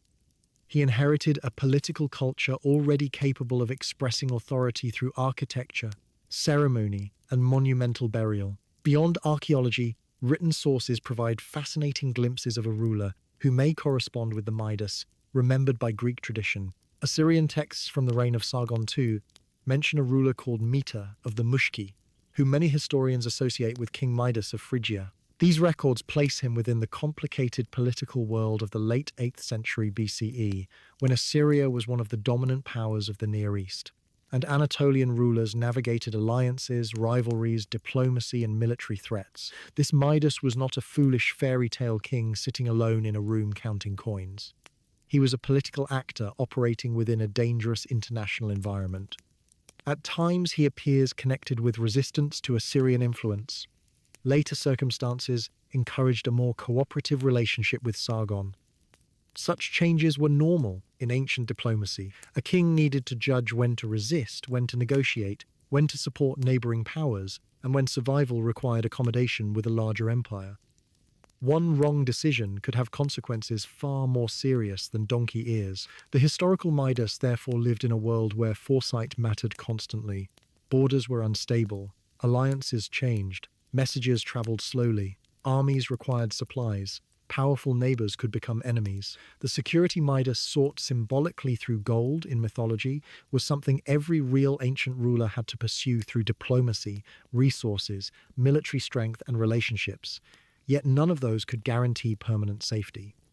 Perhaps this historical uncertainty helps us appreciate why the mythical desire for unlimited wealth is so understandable. Imagine ruling a kingdom and knowing that a failed harvest could weaken your population, that an enemy might attack, that political allies could abandon you, and that maintaining an army required enormous resources. More wealth genuinely could mean greater security. Midas's mistake in the myth is not recognizing the point where reasonable security becomes impossible desire. The historical king would have known that a treasury had practical value. The mythical king turns the practical truth into an obsession. If some wealth provides security, unlimited wealth must provide unlimited security. Dionysus allows him to discover the flaw. The world surrounding historical Midas was also culturally connected with Greek communities in ways that make the later Greek legends less surprising. Ancient Greek writers preserved traditions linking Midas with important religious centers. Herodotus, writing centuries later, mentions a royal throne dedicated by Midas at Delphi, describing it as noteworthy among offerings made there by non-Greek rulers. Whether every detail of later tradition reflects the same historical Midas is difficult to prove, but such stories show that Greek memory did not regard him simply as an unknown foreign king. His name belonged within a wider network of cultural contact. Phrygian objects and artistic influences traveled. Music may have played an especially interesting role. The Greeks themselves associated Phrygia with distinctive musical traditions, instruments, and modes. The Phrygian mode became part of Greek musical theory and cultural imagination, while the aulos, a reed instrument often consisting of paired pipes, was sometimes linked in mythological thought with Phrygia and with figures such as Marsyas. Suddenly, the story of Midas judging a musical contest does not seem completely random. A Phrygian king, placed between rustic pipes and Apollo's Greek lyre, reflects a world where musical styles could carry cultural meaning. Again, this does not mean the donkey ear story preserves a literal historical event. Apollo did not transform the ears of a documented 8th century ruler. But myths often attach themselves to cultural associations that make them memorable. Midas belonged to a region Greeks connected with distinctive music, extraordinary wealth, and powerful kingship. Later stories transformed those associations into divine contests and magical abilities. The geography surrounding Phrygia and neighboring Lydia also contributed to the legend. The river Pactolus, where Midas supposedly washed away his golden touch, flowed near Sardis, the capital of Lydia. Lydia later became one of the ancient world's most famous symbols of wealth, especially under King Croesus in the 6th century BCE. The region became closely associated with gold and early coinage. The Pactolus itself was famous for gold-bearing sediments. To an ancient storyteller, the river demanded an explanation. Why was gold found there? Myth provided an elegant answer. Because King Midas had washed his magical power into the water. A geological fact became the footprint of a divine story. Ancient mythology often worked this way. A strange rock formation could become the body of someone transformed by a god. A flower could grow from the blood of a dead hero. A constellation could preserve a person or animal placed among the stars. A gold-bearing river could contain the remains of Midas's impossible gift. Landscape became memory. People walking beside the Pactolus were not simply looking at water and sediment. They were moving through a world filled with stories. Perhaps that is one reason these myths lasted so long. They gave places personalities. A river became part of a king's regret. A mountain became the location of a musical judgment. Reeds became carriers of a royal secret. Geography and storytelling reinforced one another. Yet historical reality eventually brought dangers that mythology could not wash away in a river. During the late 8th and early 7th centuries BCE, Anatolia experienced major disruption associated with the Cimmerians. Mobile groups who entered the region from the north and became a serious threat to established kingdoms. Ancient Greek tradition connects the fall of Midas with a Cimmerian invasion. Strabo and other later sources preserve versions of the story in which Midas, facing disaster, ended his life by drinking bull's blood. Whether this report is historically accurate is uncertain, and even the phrase itself has generated questions about what exactly ancient writers meant. We should therefore treat it cautiously rather than describing it as a confirmed event. But the tradition reflects a memory of catastrophe. Phrygian power suffered dramatically. Gordion itself experienced a major destruction, although modern archaeological work has complicated older attempts to connect a particular destruction layer directly with the Cimmerian attack traditionally associated with Midas. Ancient history rarely remains as simple as the stories written centuries afterward. Dates change when new evidence appears. Destruction layers, once assigned to invasions, may be redated. Names preserved in foreign records may or may not correspond perfectly with figures known from Greek literature. That uncertainty is not a weakness. It is part of what makes Midas fascinating. He stands precisely at the boundary, where history fades into mythology. Imagine the final years of a real Phrygian ruler. There would be no magical golden touch to rescue the treasury. No Dionysus arriving to offer another favor. Political messages would come from neighboring regions. Reports of movement beyond the kingdom might become increasingly worrying. Advisors would debate what to do. Fortifications might be strengthened, supplies gathered, alliances reconsidered. A king who had once seemed enormously powerful could suddenly discover how quickly circumstances changed. Wealth might help prepare soldiers and purchase resources, but it could not guarantee victory. This reality gives the mythical golden touch an almost melancholy meaning when viewed from centuries later. Greek storytellers remembered Midas as impossibly rich, yet the kingdom connected with his name did not remain invulnerable. Gold cannot purchase permanence. Even the greatest palaces eventually become archaeological sites. Even powerful kings become names in damaged inscriptions. Even monumental wooden buildings disappear until only traces remain beneath soil. Yet stories can survive in ways kingdoms cannot. Phrygia eventually ceased to exist as the independent power it had once been. Other kingdoms and empires controlled its lands. Lydia rose, Persia expanded across Anatolia. Alexander the Great arrived centuries later. Hellenistic kingdoms followed. Rome eventually dominated the region. Languages changed, religions changed, cities rose and declined. But Midas remained. His political negotiations with Assyria became specialized knowledge for historians, while his golden touch became known to children thousands of years later. This is one of the strange transformations created by cultural memory. The historical achievements a ruler considered most important may disappear, while a story that never literally happened becomes immortal. If the real Midas could somehow hear how people speak about him today, he might be astonished. They rarely discuss his diplomacy with Sargon II. They do not usually begin with the political geography of 8th century Anatolia. Instead, they say that Midas was the king who turned everything to gold. The myth has become stronger than the biography. Even the phrase, Midas touch, escaped the original warning contained within the story. Today, describing someone as having the Midas touch usually means that everything they become involved with succeeds financially. It sounds entirely positive. A successful investor might be said to have the Midas touch. A business person whose projects repeatedly become profitable might receive the same description.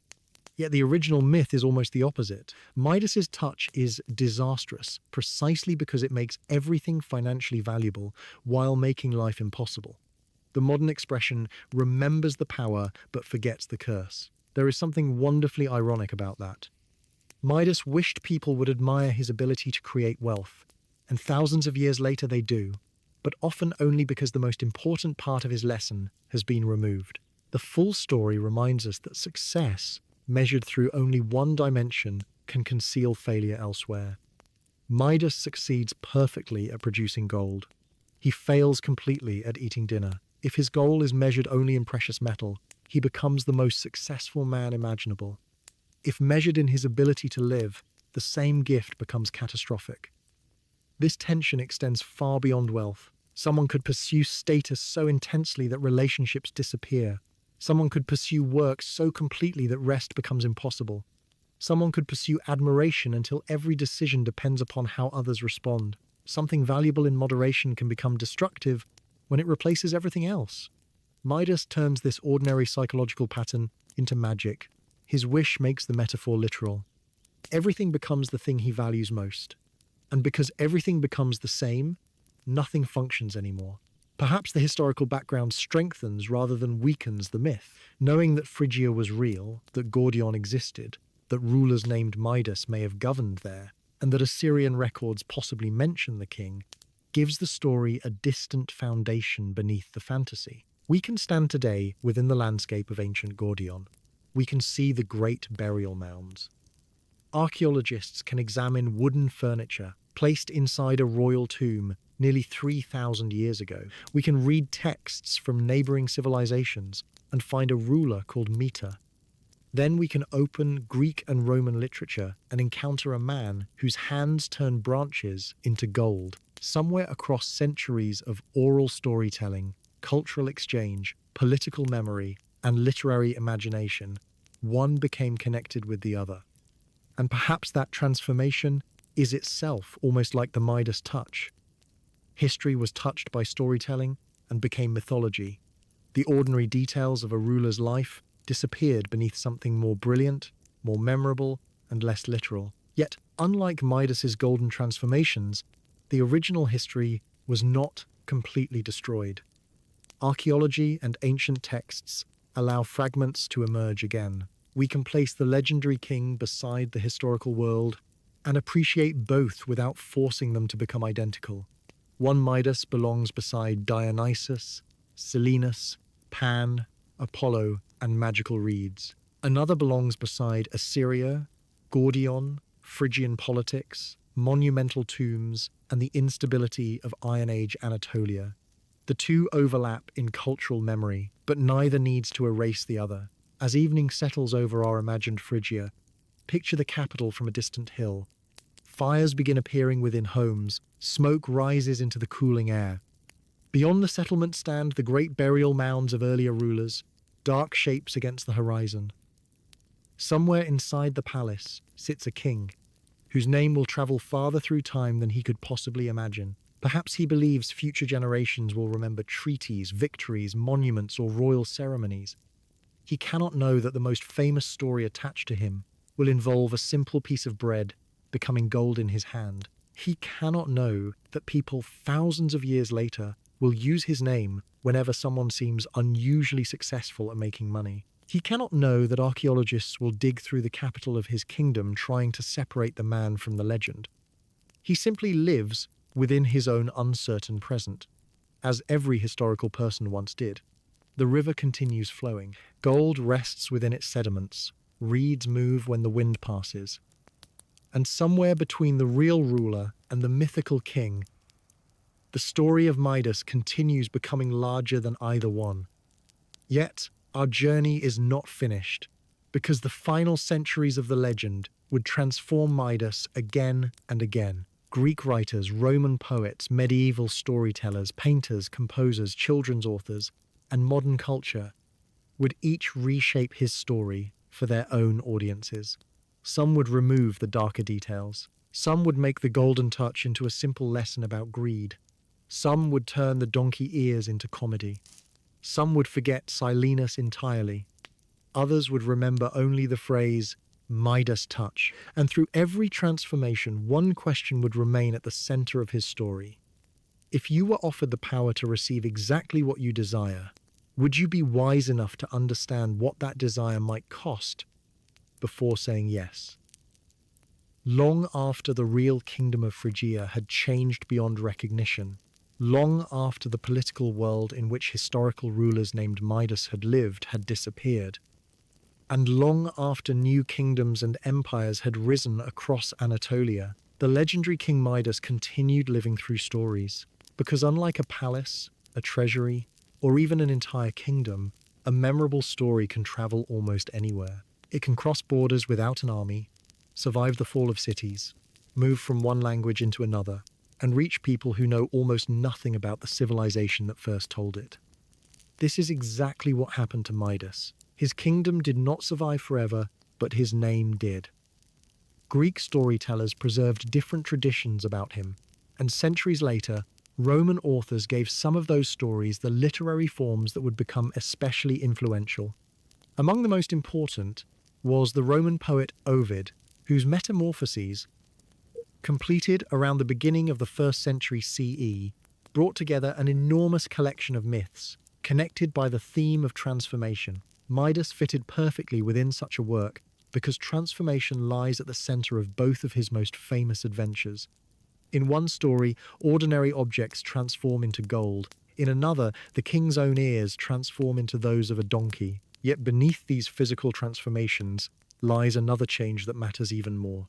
Midas himself changes. He begins as a man who believes unlimited wealth would create perfect happiness, and ends up begging to be released from the very ability he desired.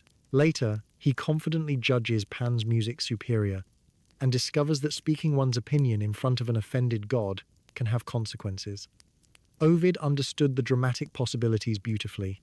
Midas is not simply told that greed is dangerous. He is allowed to experience the logical conclusion of his desire. Dionysus does not give him less than he requests.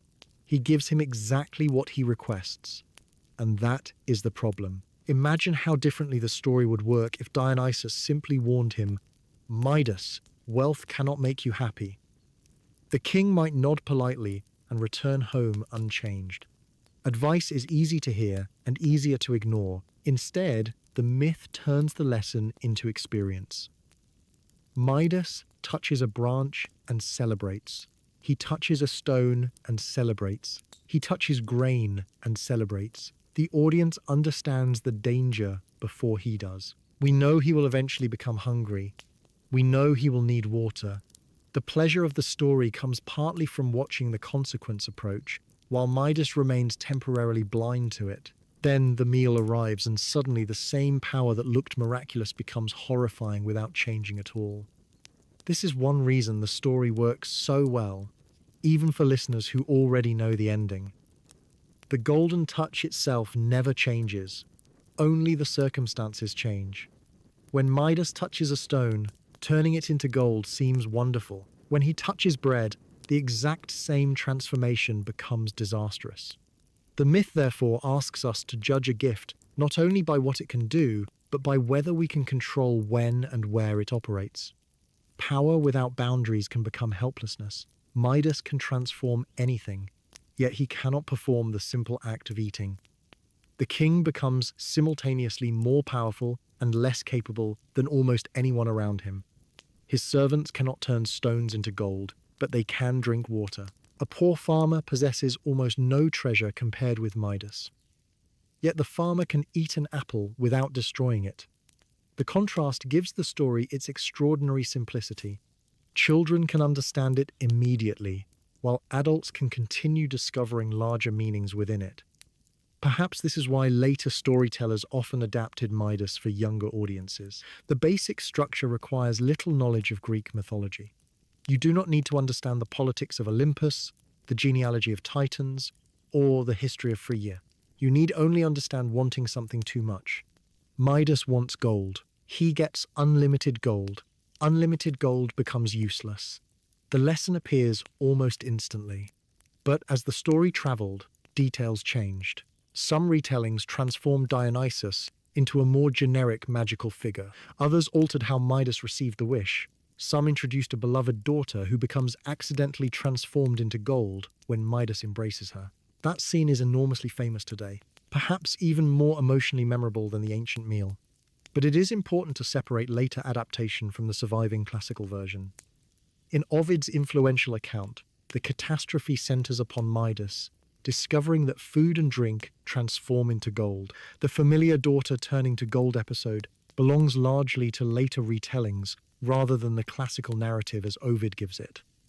Yet, it is easy to understand why storytellers added it. Hunger teaches Midas that gold cannot replace necessities. A loved one becoming gold teaches an even more emotional lesson. Gold cannot replace relationships. Imagine the later version. Midas has spent the morning transforming objects and celebrating his new power. Then someone he loves runs toward him, unaware of the danger. He reaches out instinctively. The moment of affection becomes catastrophe. A living person becomes a beautiful, but lifeless, golden statue. Suddenly, Midas understands that the ability to make everything materially valuable can destroy something whose value was never material in the first place. Historically, we should not insert that scene into Ovid and pretend it was always there, but as an adaptation, it demonstrates how myths evolve. Each generation emphasizes the lesson it finds most powerful. Ancient writers could focus upon food, wine, divine hospitality, and the danger of excessive desire. Later children's versions could focus upon family love. Modern retellings might focus upon consumerism, ambition, environmental destruction, or the belief that financial success automatically creates fulfillment. The structure is flexible because the central question is universal. What happens when one value becomes so dominant that everything else is sacrificed to it? The donkey ear story traveled in a similar way. its tone is lighter, almost comic, compared with the terror of starvation. A proud king makes a foolish musical judgment. A god gives him ridiculous ears. The king hides them. A barber discovers the secret. And eventually the landscape itself reveals what the king tried to conceal. It contains several memorable images in sequence, each one easy to retell. First, the ears. Then, the cap. Then, the barber. Then, the hole in the ground. Then, the reeds whispering in the wind. A storyteller can almost see the audience waiting for the secret to escape. The barber's problem is especially relatable. He has learned something extraordinary and has been forbidden to tell anyone. The more he tries not to speak, the more desperately he wants to. Eventually, he develops what seems like a perfect solution. He will tell no person. He will tell the earth. Yet even the earth cannot keep the secret. Reeds grow, wind moves through them, the truth returns. Later traditions adapted the details in different ways, but the idea survived because it captures another familiar human experience. Secrets create pressure. The more dramatic the secret, the harder silence becomes. Midas therefore became attached to two almost opposite forms of excess. In the Golden Touch story, he wants to acquire endlessly. In the donkey ear story, he wants to conceal completely. He cannot accept enough wealth, and later, he cannot accept any public embarrassment. In both cases, the absolute desire causes the problem. He wants everything to become gold. Then, he wants no one to know about his ears. The myths push ordinary desires beyond reasonable boundaries and show the absurdity that follows. Wanting financial security is not foolish. Wanting privacy is not foolish. But Midas repeatedly seeks total control, unlimited wealth, complete secrecy. Neither is possible without creating new problems. Over centuries, the golden story became far more famous than the ears. The phrase "the Midas touch" entered modern language and developed a meaning almost opposite to the warning embedded within the myth. When we say that someone has the Midas touch, we usually mean that their projects become profitable or successful. A business person launches several successful companies. Midas touch. A producer repeatedly creates popular films. Midas touch. An investor seems to choose profitable opportunities. Midas touch. The phrase sounds like praise. Yet imagine telling the mythical Midas after his first failed meal that he was lucky to possess the Midas touch. He would probably offer the gift to you immediately. The original Midas touch is not a talent for making good financial decisions. It is an uncontrollable curse that converts useful things into a single material. This difference shows how culture can preserve an image while changing its meaning. People remember gold and success, but forget hunger.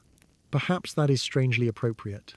Human beings remain fascinated by the first half of Midas's experience. We still look at the power and think how useful it would be before remembering the consequences. If someone genuinely offered us the ability to transform objects into gold, how many of us would immediately reject it? We might begin negotiating conditions. Could I control it? Could it activate only when I wanted? Could I transform only stones? Could I turn it off? Those questions show that we have learned from Midas. The problem is not necessarily the ability to create gold. The problem is the absence of limits. If Midas had asked, "Give me the ability to turn selected objects into gold whenever I consciously choose," his story would have been much shorter. He might have become extraordinarily wealthy without starving. But myths often depend upon characters failing to include the obvious condition. Their mistakes allow audiences to imagine what wisdom would have looked like. This connects Midas with a much larger family of stories about wishes. Across cultures, folklore repeatedly warns that getting exactly what we ask for can be dangerous because language cannot contain every consequence. A wish is interpreted literally. An unexpected side effect appears. Something desired produces something unwanted. These stories encourage caution, not necessarily because desire itself is wrong, but because human foresight is limited. We imagine outcomes selectively. Midas imagines touching stones, not sandwiches. He imagines treasure, not thirst. He imagines the power working when convenient, and forgets to imagine the same power operating during ordinary life. The story exaggerates a mistake people make constantly. We focus upon the obvious benefit of a decision while treating secondary consequences as distant or invisible. Ancient audiences did not need modern psychology to recognize this pattern. Mythology had been exploring it for centuries. Think of Icarus, who experiences the extraordinary freedom of flight but ignores the boundaries necessary to survive it. Think of Orpheus, who receives an almost impossible opportunity to recover Eurydice, but cannot resist looking backward before the proper moment. Think of Pandora, whose relationship with the forbidden container becomes inseparable from curiosity and consequence. Think of King Midas, who receives the exact power he requests and immediately discovers that a blessing without boundaries can become a curse. These stories differ enormously, yet all ask characters to navigate limits. The ancient Greek idea of sophrosine, often associated with moderation, self-control, and soundness of mind, stands quietly behind many such myths. Greek literature repeatedly distrusts extremes. Too much pride invites disaster. Too much desire blinds judgment. Too much confidence can become hubris. Even positive qualities can become dangerous when separated from proportion. Courage without judgment becomes recklessness. Love without boundaries can become obsession. Ambition without restraint can destroy the person pursuing it. Midas turns moderation into perhaps the easiest image of all. If some gold is good, does that mean everything should be gold? Obviously not. But Midas has to discover the answer physically.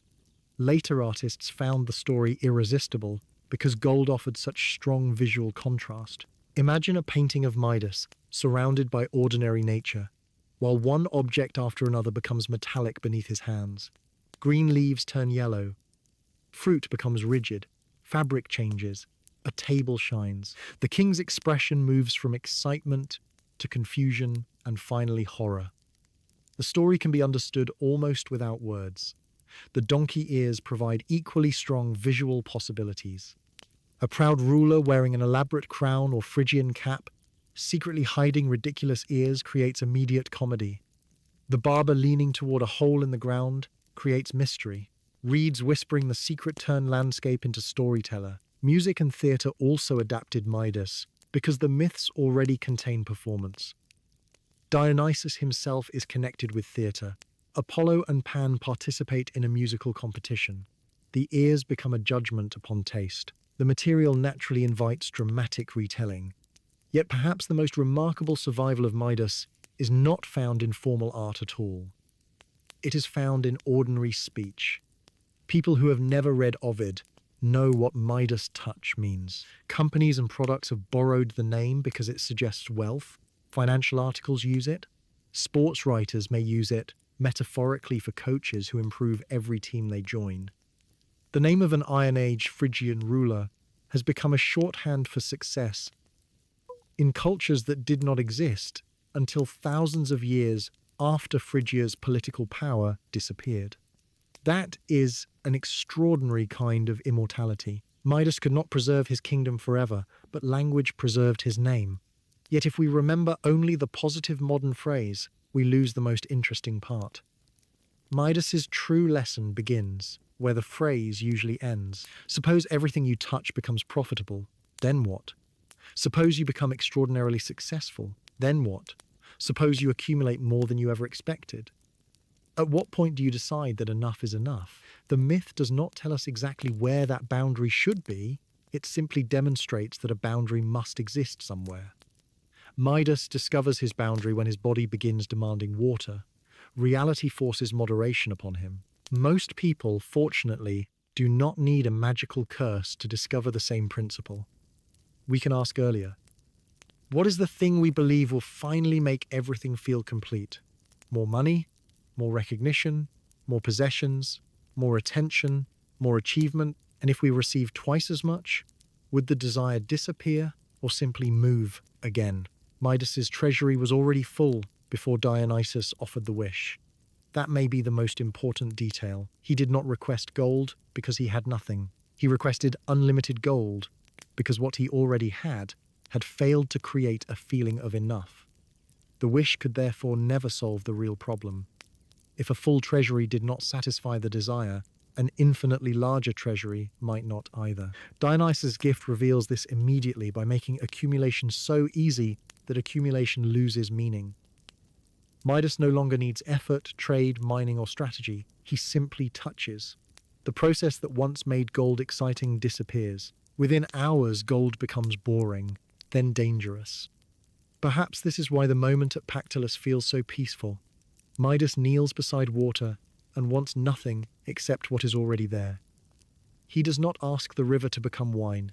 He does not ask its stones to become jewels. He does not demand that the water flow through his palace. He simply wants to drink. Desire and reality align. Enough becomes visible. One handful of water can be enough for that moment.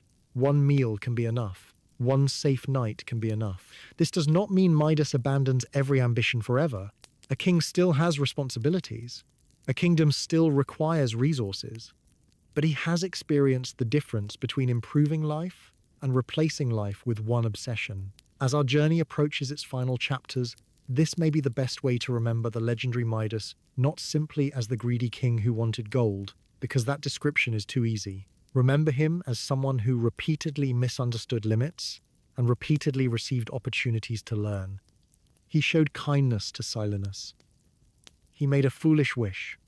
He celebrated too early. He suffered. He admitted his mistake. Dionysus showed mercy. Midas changed his way of living. Then he made another mistake in Apollo's presence. He was humiliated. He tried to hide the humiliation. His secret escaped. Again, he had to continue living afterward. Midas is flawed, but his story allows growth.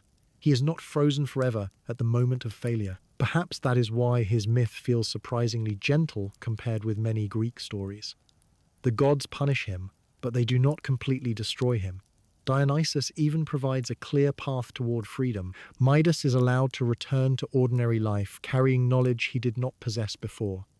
There is something almost comforting about that. A terrible decision does not necessarily need to become the final chapter. Sometimes wisdom arrives embarrassingly late and still has value when it arrives. Perhaps Midas himself would have agreed. If someone had asked him before the golden touch whether he understood wealth, he would probably have said yes. He was a king. He possessed treasure. He knew trade and tribute. Yet only after almost dying from unlimited wealth did he understand what gold could not do. If someone had asked him before Apollo's contest whether he trusted his own judgment, he might again have answered confidently. Only after receiving donkey ears did he learn that preference and wisdom were not always the same thing. Experience humbled him twice. And humility, unlike gold, became more useful the more he carried it. Imagine him again many years later, sitting beside the Pactolus as evening approaches. The kingdom is quiet behind him. The reeds move in the breeze. Perhaps they still seem to whisper the embarrassing secret he once feared. Midas hears them and smiles. Let them speak. He has no need to dig another hole. His ears are what they are. His past is what it is. The river carries tiny traces of gold through its sands, but he leaves them untouched. A shepherd somewhere beyond the trees begins playing a simple melody upon pipes. Midas listens. He still likes the sound. Perhaps he even prefers it. But there is no Apollo nearby whom he needs to challenge. No judge whose decision he needs to correct. No audience he needs to convince. He can simply enjoy the music. Beside him rests a piece of bread and a small cup of water. Nothing transforms when he touches them. He eats slowly. He drinks. The sun sinks lower. And for perhaps the first time in his long legendary life, King Midas possesses exactly what he needs and feels no desire to turn it into anything more. Many years had passed since the morning when King Midas first discovered that a branch could become gold beneath his fingers. And although the magical power itself had disappeared into the waters of the Pactolus long ago, the memory of those hours never completely left him. Time had softened the fear, but it had not erased the lesson. Midas could still remember the excitement of the first transformation, the almost childish amazement with which he had lifted a golden twig toward the sunlight, the rush of possibility as stones and earth changed beneath his hands, and the extraordinary certainty that he had finally discovered a way to remove uncertainty from his life forever. That certainty now seemed almost more frightening than the magic itself. Midas had not hesitated because he had believed he understood exactly what would make him happy. He had already possessed a kingdom, a palace, servants, land, food, security, and more treasure than most people would see in an entire lifetime. Yet when Dionysus offered him almost anything, Midas had not asked for peace, wisdom, health, friendship, a prosperous kingdom, or a long life. He had asked for more of the thing he already possessed. Perhaps that was the part of his story he found most difficult to understand as he grew older. Why had enough never felt like enough? Why had every increase in wealth simply created a larger idea of what wealth could become? Sitting beside the Pactolus in the quiet years after his adventures, Midas may have finally recognized that the golden touch had not created his hunger for gold. It had only revealed how endless that hunger already was. Before Dionysus granted the wish, Midas could always imagine that one more treasure would satisfy him, one more chest, one more successful season, one more payment of tribute, one more object to place within the palace. The future always contained another level of wealth. But once his hands could produce gold without effort, there was nowhere left for desire to travel. The fantasy reached its absolute conclusion. If everything could become gold, then there could be no more left to pursue. And almost immediately Midas discovered that what he had truly wanted was not gold at all. He had wanted what he believed gold would give him: security, freedom from fear, control over uncertainty, the ability to know that tomorrow would be safe. These desires were much deeper than greed, and perhaps that is why the story of Midas remained meaningful long after the ancient world disappeared. Human beings often pursue objects because of the feelings they imagine those objects will provide. Someone may desire a larger home because they imagine it will create comfort. Someone may desire status because they imagine it will create respect.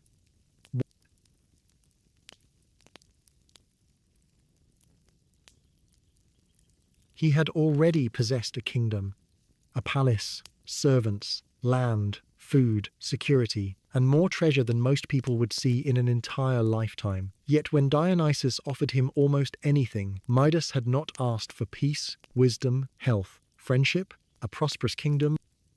That certainty now seemed almost more frightening than the magic itself.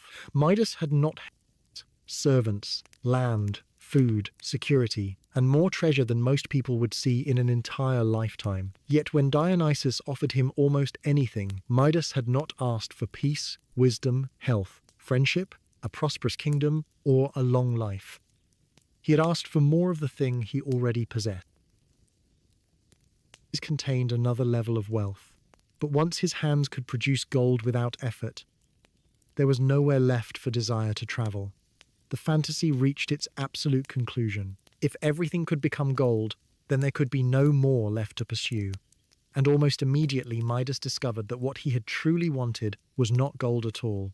He had wanted what he believed gold would give him: security, freedom from fear, control over uncertainty, the ability to know that tomorrow would be safe. Gold. He could not count security, so he attempted to create enough of the visible thing to guarantee the invisible one. But no amount could accomplish that. Even while possessing the golden touch, Midas remained mortal. He could still become hungry. He could still become thirsty. He could still make mistakes. He could still offend God. But winter would come again. Dionysian mythology repeatedly moved between opposites: order and wildness, joy and grief, life and death, control and surrender. Midas had wanted to freeze one side of existence permanently. Gold seemed stable. Iteration ended. Kingdom could still face enemies. His body would still age. Gold could solve certain problems, but it could never remove uncertainty from existence. Perhaps this was what Silenus, in his darker traditions, had always understood: comfort. Someone may desire status because they imagine it will create respect.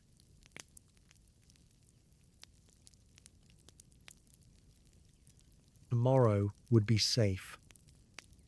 These desires were much deeper than greed, and perhaps that is why the story of Midas remained meaningful long after the ancient world did.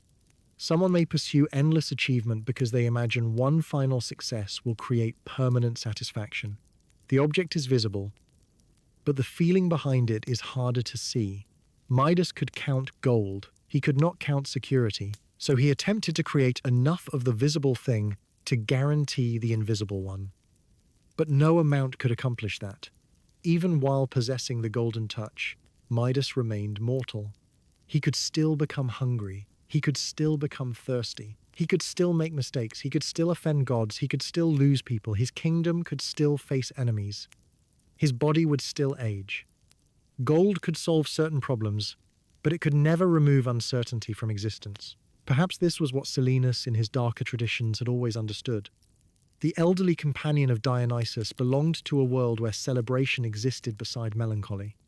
Wine could create joy, but the celebration ended. Music could fill an evening, but silence returned afterward. Spring brought new growth, but winter would come again. Dionysian mythology repeatedly moved between opposites: order and wildness, joy and grief, life and death, control and surrender. Midas had wanted to freeze one side of existence permanently. Gold seemed stable. It did not rot like fruit or fade like flowers. He imagined that transforming temporary things into permanent metal would somehow improve them. Yet the flower he touched became less valuable to a bee. The fruit became useless to a hungry person. Bread lost its purpose. The apparent permanence of gold was purchased through the destruction of life and change. Midas had wanted permanence, but life depends upon transformation of a different kind. Seeds break open and become plants. Fruit ripens and eventually decays. Water moves through rivers. Seasons change. Children grow older. Meals are prepared and consumed. Wood burns and provides warmth. Nothing living remains exactly the same. The golden touch stopped those processes. It preserved objects by making them lifeless. Perhaps that is why the image of the golden flower became especially meaningful to Midas. He could imagine returning years later to the place where he had touched it. The golden flower might remain exactly as it was, while hundreds of generations of real flowers had grown, bloomed, produced seeds, withered, and returned to the soil around it. Which had truly lasted? The golden flower remained physically unchanged, but it created nothing. The ordinary flowers disappeared individually while continuing through new life. Permanence was not always the same as continuation. Midas had spent much of his early life admiring things because they resisted change. In later years, perhaps he learned to admire change itself. He could watch spring arrive in Phrygia and notice young leaves appearing upon branches. He could see farmers preparing fields. Summer would bring heat and growth, autumn would bring harvest. Winter would quiet the landscape, then everything would begin again. None of these seasons could be kept permanently without destroying the cycle. Imagine asking for eternal spring. At first it sounds beautiful, but without the changes that follow, the rhythms upon which agriculture and ecosystems depend would be altered. The same principle that destroyed Midas's meal appears everywhere. One good thing cannot simply replace all other things. Variety and limits give experiences meaning. Perhaps Midas began understanding his kingdom through this idea. A ruler did not need every citizen to perform the same work. Farmers, craftspeople, traders, builders, shepherds, soldiers, healers, servants, priests, musicians, and countless others contributed differently. A kingdom made entirely of kings would collapse as surely as a dinner made entirely of gold. Diversity created function. The lesson extended even to personality. Midas had spent years embarrassed by the donkey ears Apollo gave him because they made him visibly different. But perhaps age made that embarrassment feel smaller. Everyone carried something they wished others could not see. Some people carried physical scars, others carried mistakes. Some carried grief, fear, regret, or memories they would rather bury as deeply as the barber had buried his secret. Midas simply happened to carry his embarrassment on the sides of his head. The reeds had taught him that concealment could not erase truth. Perhaps eventually he stopped trying to erase it. There is a freedom that arrives when a secret no longer needs protection. If everyone already knew about his ears, Midas could no longer be threatened by discovery. Someone could whisper, "The king has donkey's ears," and Midas could think, "Yes, I know." The words remained true, but their power diminished. Perhaps this became another form of wealth unavailable within his treasury. The ability to live without, constantly protecting an image of perfection. Kings were expected to appear powerful. Royal ceremonies were designed to emphasize authority. Clothing, architecture, attendants, thrones, and treasure all separated rulers visually from ordinary people. Midas had participated in that world throughout his life, yet beneath the royal clothing he was still a mortal man capable of making ridiculous mistakes. The donkey ears simply made that reality impossible to hide. Perhaps his subjects found him more human because of them. Perhaps some laughed privately. Perhaps others felt sympathy. A ruler marked by divine punishment could still rule. Perfection had never truly been required. This may also explain why Midas's two punishments complement one another so well. The golden touch attacks his relationship with possession. The donkey ears attack his relationship with appearance. One teaches him that having everything cannot make him complete. The other teaches him that controlling what everyone thinks cannot make him secure. Wealth and reputation are two of the most powerful external measures of success. And Midas loses control over both. He becomes infinitely wealthy but unable to live, then publicly ridiculous but still capable of living. In the first case, the thing everyone might envy becomes unbearable. In the second, the thing everyone might mock becomes survivable. Perhaps by comparing them, Midas could finally decide which mattered more: give him ordinary hands and ridiculous ears over golden hands and perfect appearance any day. At least he could eat. At least he could drink. At least he could touch another human being safely. The ability to participate in life mattered more than appearing impressive while standing outside it. This idea becomes especially powerful when we return to the moment before his wish. Dionysus had not approached a cruel king and decided to punish him. The opportunity arose because Midas had performed an act of hospitality. Silenus was lost and vulnerable. Midas welcomed him, cared for him, entertained him, and returned him safely. The story therefore begins with generosity before moving into greed. That structure prevents us from reducing Midas to one characteristic. If he was simply greedy, his downfall would be predictable. But Midas contains contradiction. He can share generously with a stranger while still desiring unlimited personal wealth. He can learn from one mistake and later make another. He can be foolish without being evil. He can be punished without being destroyed. This complexity may be one reason the story remains gentle enough for bedtime retelling, despite its darker implications. Midas frightens us briefly, but he also gives us room to laugh. We can imagine his expression when the first meal becomes gold. We can sympathize with his desperate journey toward Pactolus. We can smile at the absurdity of the ears. We can feel the barber's unbearable need to tell someone. The myth teaches without becoming relentlessly tragic. Compare Midas with some of the harsher figures surrounding Dionysus and Apollo. Pentheus opposes Dionysus and meets a horrifying death. Marsyas challenges Apollo musically and receives an exceptionally brutal punishment in one famous tradition. Midas, by comparison, receives mercy. Dionysus removes the golden touch when Midas admits his mistake. Apollo gives him humiliating ears rather than destroying him.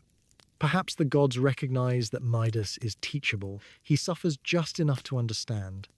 This pattern is almost unusual within Greek mythology, where divine lessons frequently arrive too late to benefit the person receiving them.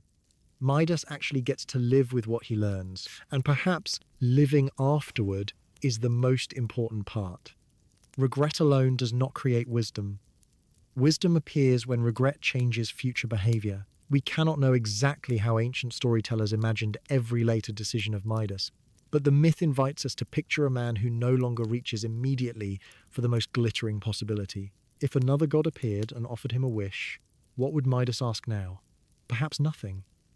That might be the clearest evidence that he had changed. Imagine Dionysus returning many years later and finding the king beside the Pactolus. Silenus walks with him, older looking perhaps. though mythological figures do not obey ordinary aging. Dionysus smiles and remembers the mortal who once asked for the golden touch. Midas, the god, might say, "You treated Silenus well once, and your first reward caused you trouble.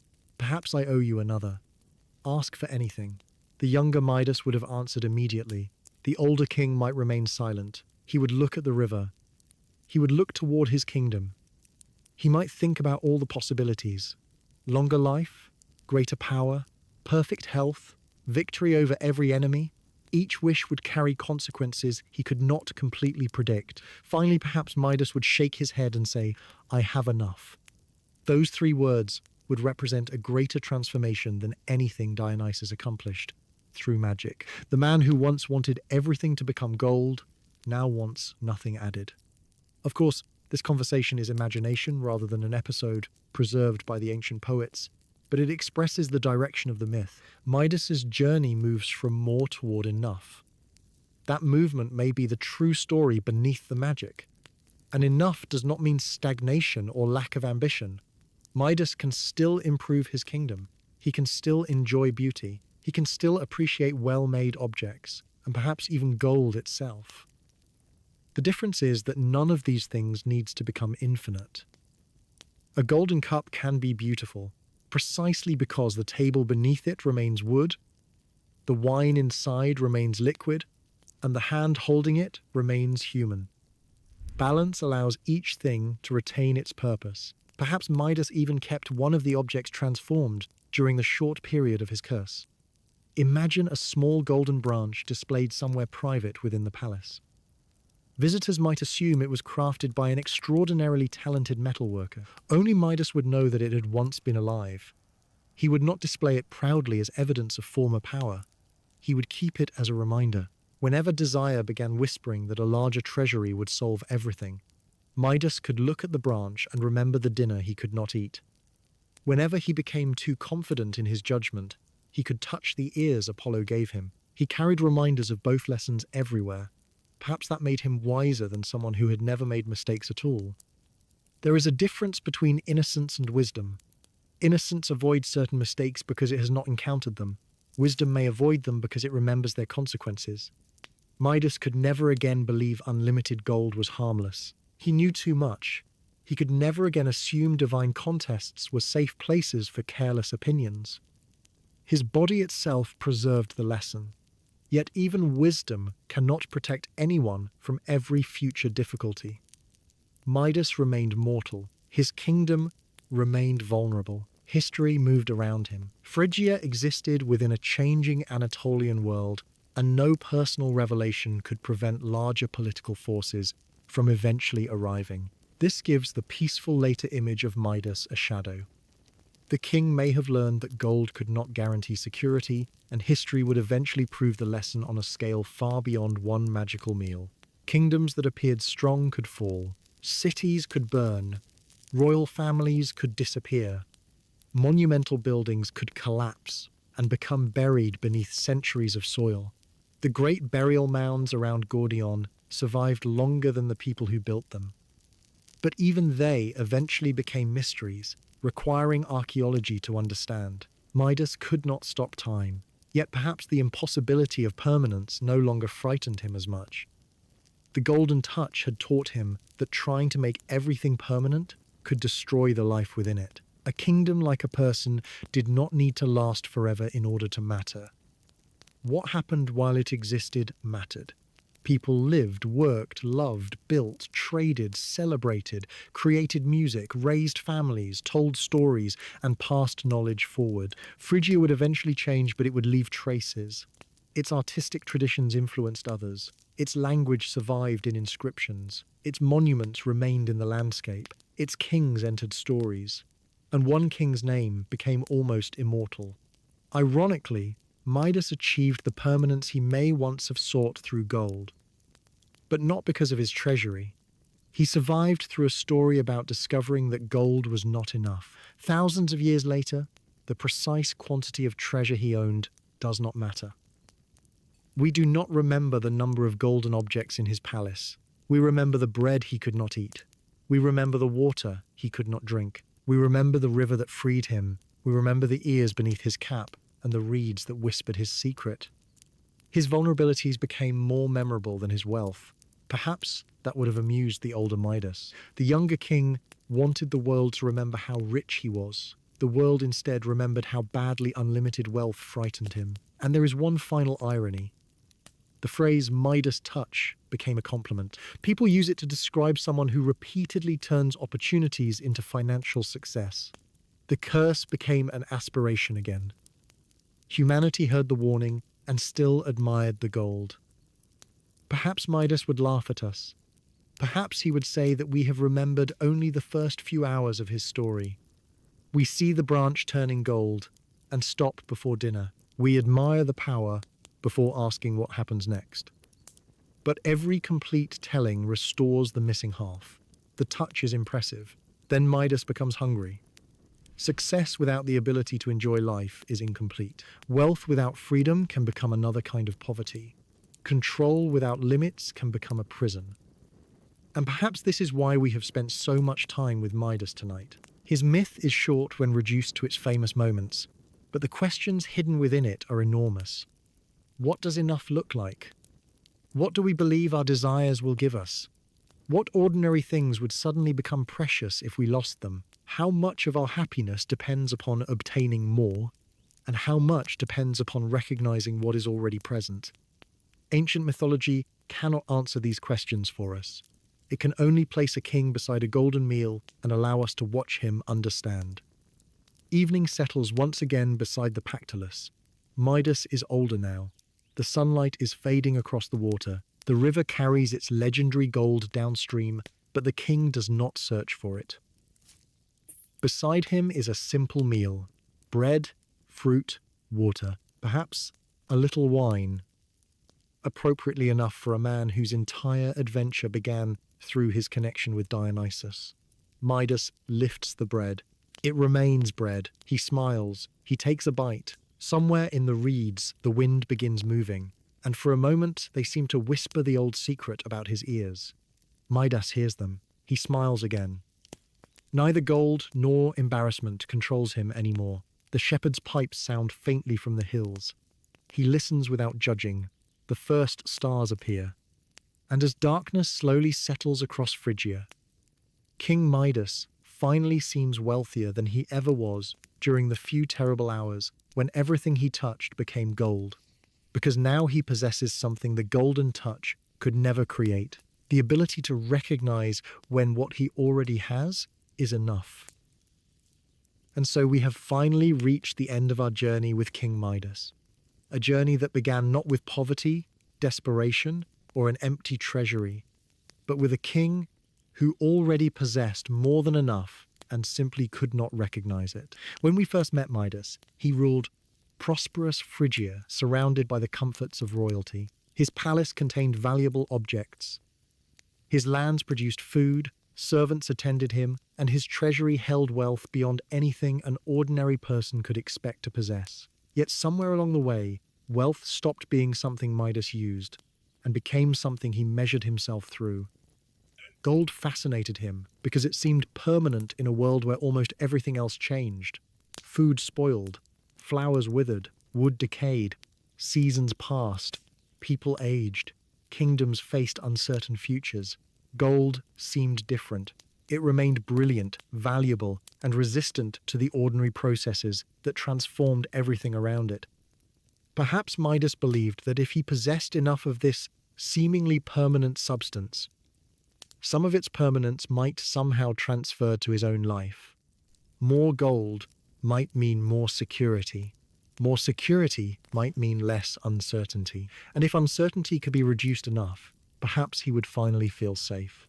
Then Silenus wandered into his kingdom, and Midas did something genuinely kind. He welcomed the elderly companion of Dionysus, treated him generously, entertained him, and eventually returned him safely to the god. Dionysus was grateful and offered Midas an extraordinary reward. Almost anything he desired could be his. Midas stood before a possibility most mortals would never receive, and in that moment, the deepest desire inside him revealed itself. He asked that whatever he touched become gold. Dionysus granted the wish. At first it seemed perfect. A branch became gold, a stone became gold, earth became gold, grain became gold, fruit became gold. Every transformation appeared to confirm that Midas had made the greatest decision of his life. He no longer needed to depend upon mines, trade, tribute, or luck. The entire physical world had become potential treasure. His hands alone could produce more wealth than generations of kings could accumulate. Yet the miracle contained its own punishment. Midas returned home hungry, reached toward his meal, and discovered that bread could become gold just as easily as a branch. Fruit hardened beneath his touch. Food became metal. Wine and water could no longer provide relief. Suddenly, the richest man imaginable could not perform the simplest act required for survival. He could create unlimited wealth, but could not eat dinner. He could transform stones into treasure, but could not drink water. The world had become financially valuable and personally useless. And perhaps no moment in the entire story captures Midas more completely than the image of the king sitting before a golden meal. Surrounded by everything he thought he wanted, and desperate for the ordinary things he had once ignored. It did not take years for him to understand. Hunger and thirst taught quickly. Midas returned to Dionysus, not as the confident king who had requested a magnificent gift, but as a frightened mortal begging to have it removed. Dionysus showed mercy. He sent Midas to the Pactolus, where the king entered the river and washed the golden power from his body.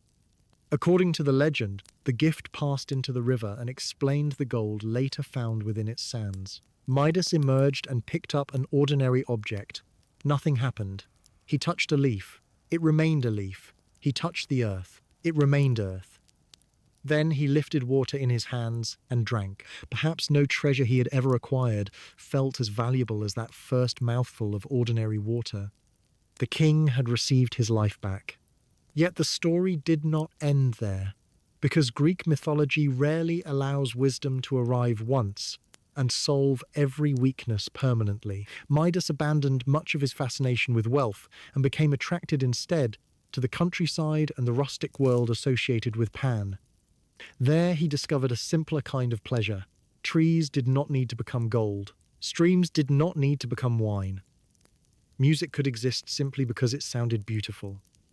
But when Pan's pipes were compared with Apollo's lyre, Midas once again allowed immediate judgment to outrun caution. Tmolus declared Apollo the winner. Midas disagreed. Perhaps he genuinely preferred Pan. There was nothing inherently wrong with that preference. His mistake was challenging the judgment in the presence of Apollo himself. The god responded by transforming the ears that had supposedly judged music so poorly. Midas received the long ears of a donkey. This second punishment could not kill him, but it attacked something a king might value almost as intensely as treasure: dignity. Midas covered the ears and attempted to hide them from everyone. For a while, secrecy worked, but eventually his barber discovered the truth. The servant was forbidden to tell anyone and tried desperately to obey, yet the secret became unbearable. He traveled somewhere isolated, dug a hole, whispered that King Midas had donkey's ears, covered the hole, and returned home, believing the truth was safely buried. Then reeds grew from the earth. When the wind passed through them, they whispered what Midas wanted hidden. The secret escaped.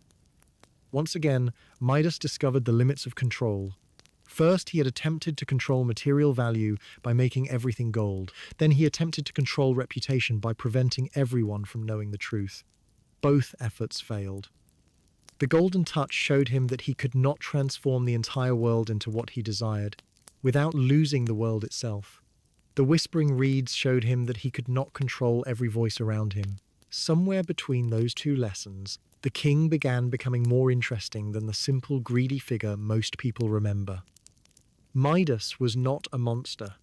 He did not deliberately hurt innocent people. He was not driven by conquest or revenge. His greatest enemy was often his own inability to imagine the full consequences of what he wanted. He desired something understandable and carried that desire beyond a reasonable boundary. Wealth is useful, so unlimited wealth must be better. Privacy is valuable, so complete secrecy must be possible. Personal preference feels true, so everyone else must recognize it. Again and again, Midas learned that human life works through limits. Perhaps that is the true thread connecting every part of his story. Dionysus, appropriately, belonged to a divine world deeply concerned with boundaries and their temporary disappearance. Wine could loosen restraint. Festivals could interrupt ordinary social rules. Music and dancing could carry people beyond everyday identity. Yet Dionysian experience also demonstrated why permanent excess was dangerous. Celebration cannot remain celebration if it never ends. Midas attempted to turn one desirable thing into a permanent condition, and permanence transformed pleasure into suffering. Apollo's lesson approached the same problem differently. Music depends upon harmony, proportion, rhythm, and relationship between sounds. Midas's judgment was punished because he failed to recognize an order the myth considered superior. In both stories, balance stands quietly behind the punishment. Too much gold destroys usefulness. Too much confidence destroys judgment. Too much concern with reputation creates fear. The answer is not necessarily rejecting wealth, preference, or privacy. The answer is recognizing proportion. And perhaps that is why Midas survives. Many Greek mythological characters cross boundaries and receive punishments from which there is no return. Icarus flies too high and falls into the sea. Narcissus becomes trapped by his own reflection. Pentheus refuses to recognize Dionysus and suffers a terrible fate. Niobe boasts until her pride brings devastating loss. But Midas is repeatedly given another opportunity. He makes a foolish wish and is allowed to wash it away. He insults Apollo's musical superiority and receives humiliation rather than death. His secret escapes, but life continues. Midas becomes a rare mythological figure who can actually carry his lessons forward. Perhaps ancient storytellers found him amusing enough to spare. Perhaps the punishments were intended more as moral correction than destruction. Whatever the reason, we are allowed to imagine Midas afterward. Older and perhaps somewhat wiser, looking back upon his younger self with disbelief. Imagine him sitting beside the Pactolus one final time. Years have passed. The river continues flowing exactly as it did on the day Dionysus sent him there. Somewhere beneath the water, tiny particles of gold move through sand and sediment. People downstream may still search for them. Traders still value gold. Kings still keep treasure. Midas does not suddenly believe wealth has no purpose. He simply understands that gold belongs within life rather than life belonging to gold. Beside him rests an ordinary wooden cup. Once he might have considered such an object embarrassingly simple for a king. Now he lifts it comfortably. Inside is clear water. He drinks. The cup remains wood, the water remains water, his hands remain human. Nearby grows a small plant. Midas reaches toward one of its leaves and gently touches the surface. It does not harden. It does not become brilliant yellow. The leaf moves beneath his finger and then returns to its position in the breeze. Something about that tiny movement may still feel miraculous. Midas once believed the power to change everything was the greatest power imaginable. Perhaps age taught him that sometimes greater wisdom lies in knowing what should be left unchanged. The wind moves through nearby reeds. If he listens carefully, perhaps he can still imagine them whispering the embarrassing words that once terrified him. King Midas has donkey's ears. Years ago, he would have ordered servants to destroy every reed in the area. He might have threatened anyone repeating the story. Now perhaps he simply laughs. Yes, he has strange ears. Apollo made sure of that. Everyone knows. And the world continued. The embarrassment did not destroy him. His subjects still woke each morning. Farmers still worked. Children still played. Meals were still prepared. Rivers still flowed. A secret that once seemed capable of ruining his life eventually became only one story among many. Time has a way of reducing some humiliations that feel enormous when they first occur. Perhaps Midas learned this too. He had tried to hide his ears because he wanted to control how everyone perceived him. But no ruler, however powerful, can completely control another person's thoughts. People will admire, criticize, misunderstand, gossip, exaggerate, remember, and forget. The only part Midas could truly control was how much power he gave those reactions over his own life. Once the secret was public, the exhausting work of hiding could end. In an unexpected way, exposure brought freedom. Midas's life therefore becomes a story about losing two illusions. The first is the illusion that enough wealth can eliminate vulnerability. The second is the illusion that enough control can eliminate embarrassment. Neither works. Mortality remains uncertain. Other people remain independent. The world refuses to become entirely what we want. Yet this does not make life hopeless. Quite the opposite. Once Midas stops demanding total control, ordinary experience becomes available again. He can eat without wondering how valuable the plate is. He can listen to music without needing everyone to agree with his taste. He can walk beside a river without imagining how much gold lies beneath it. He can allow reeds to whisper without ordering the wind to stop. Perhaps freedom is not controlling everything around us. Perhaps sometimes freedom begins when everything no longer needs to be controlled. As evening approaches, Midas rises from beside the Pactolus and begins walking slowly toward home. He is older now, and the road feels longer than it once did.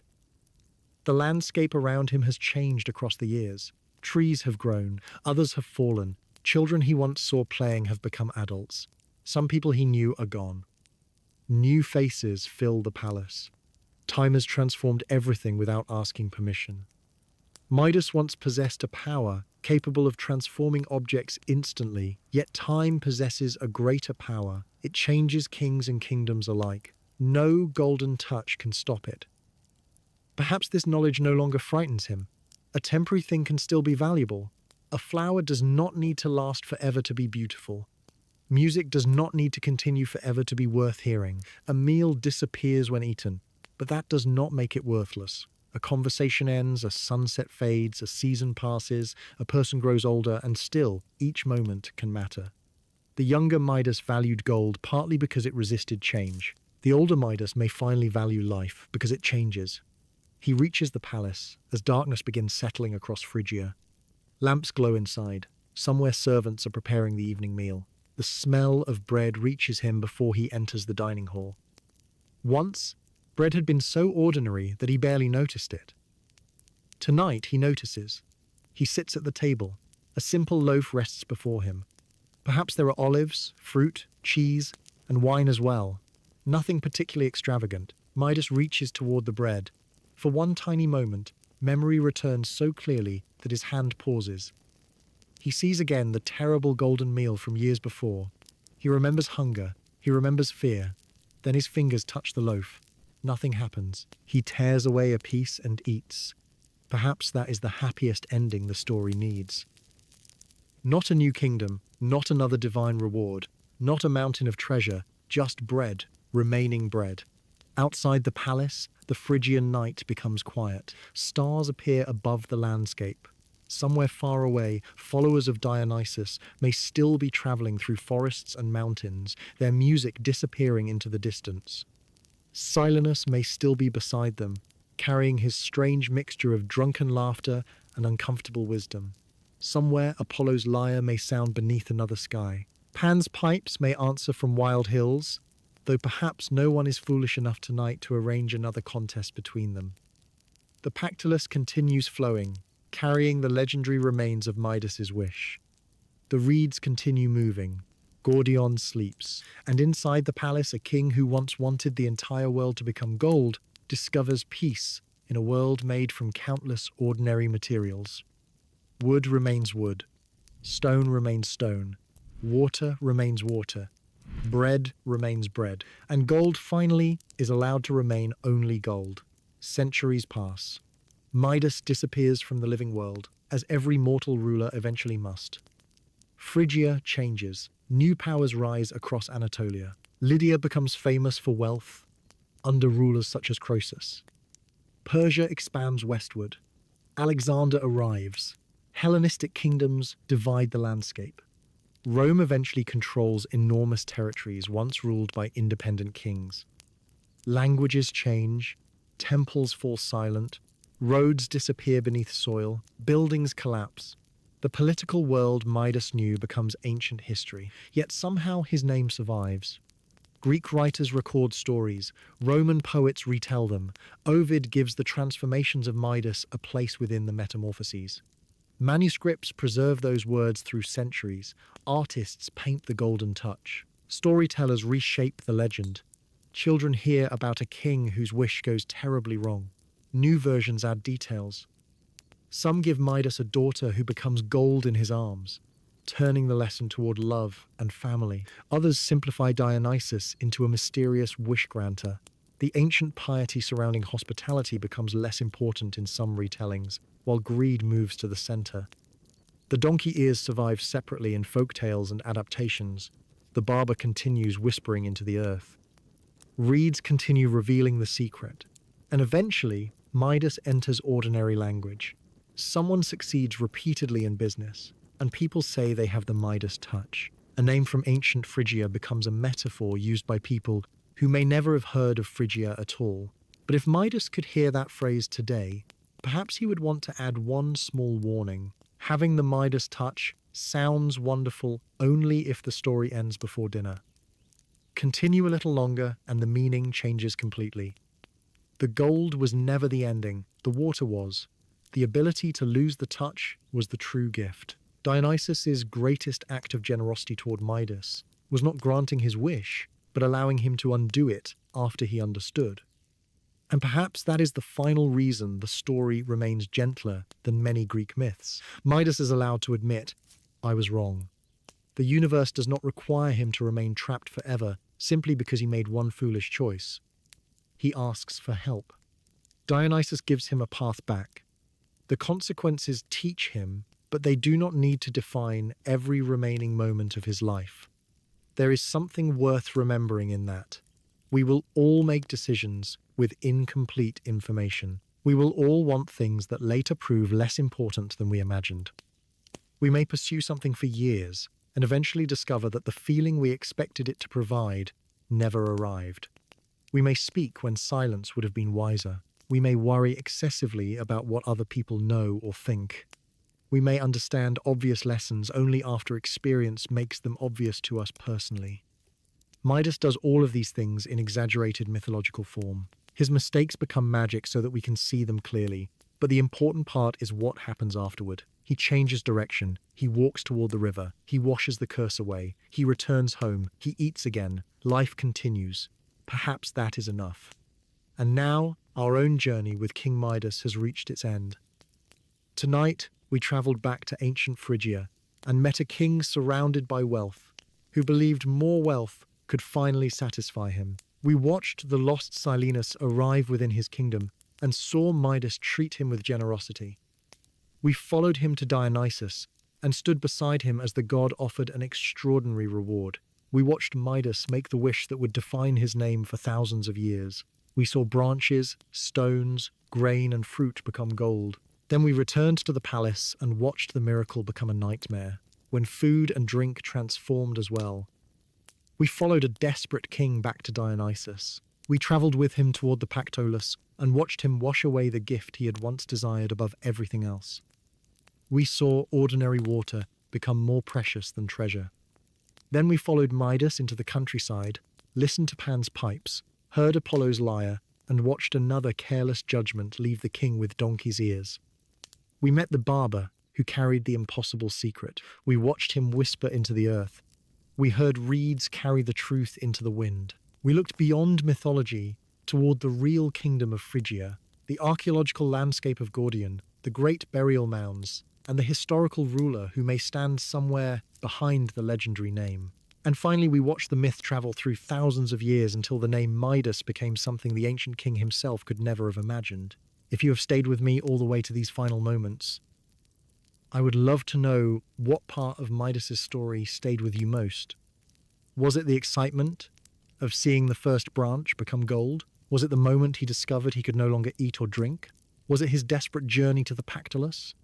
Did you enjoy the strange second half, involving Pan, Apollo, the donkey ears, and the whispering reeds? Or was the most interesting part discovering that behind the famous myth There may have been a real Phrygian king whose world archaeologists and historians are still trying to understand today. And I would also love to know what you would have asked Dionysus for if you had been standing in Midas's place.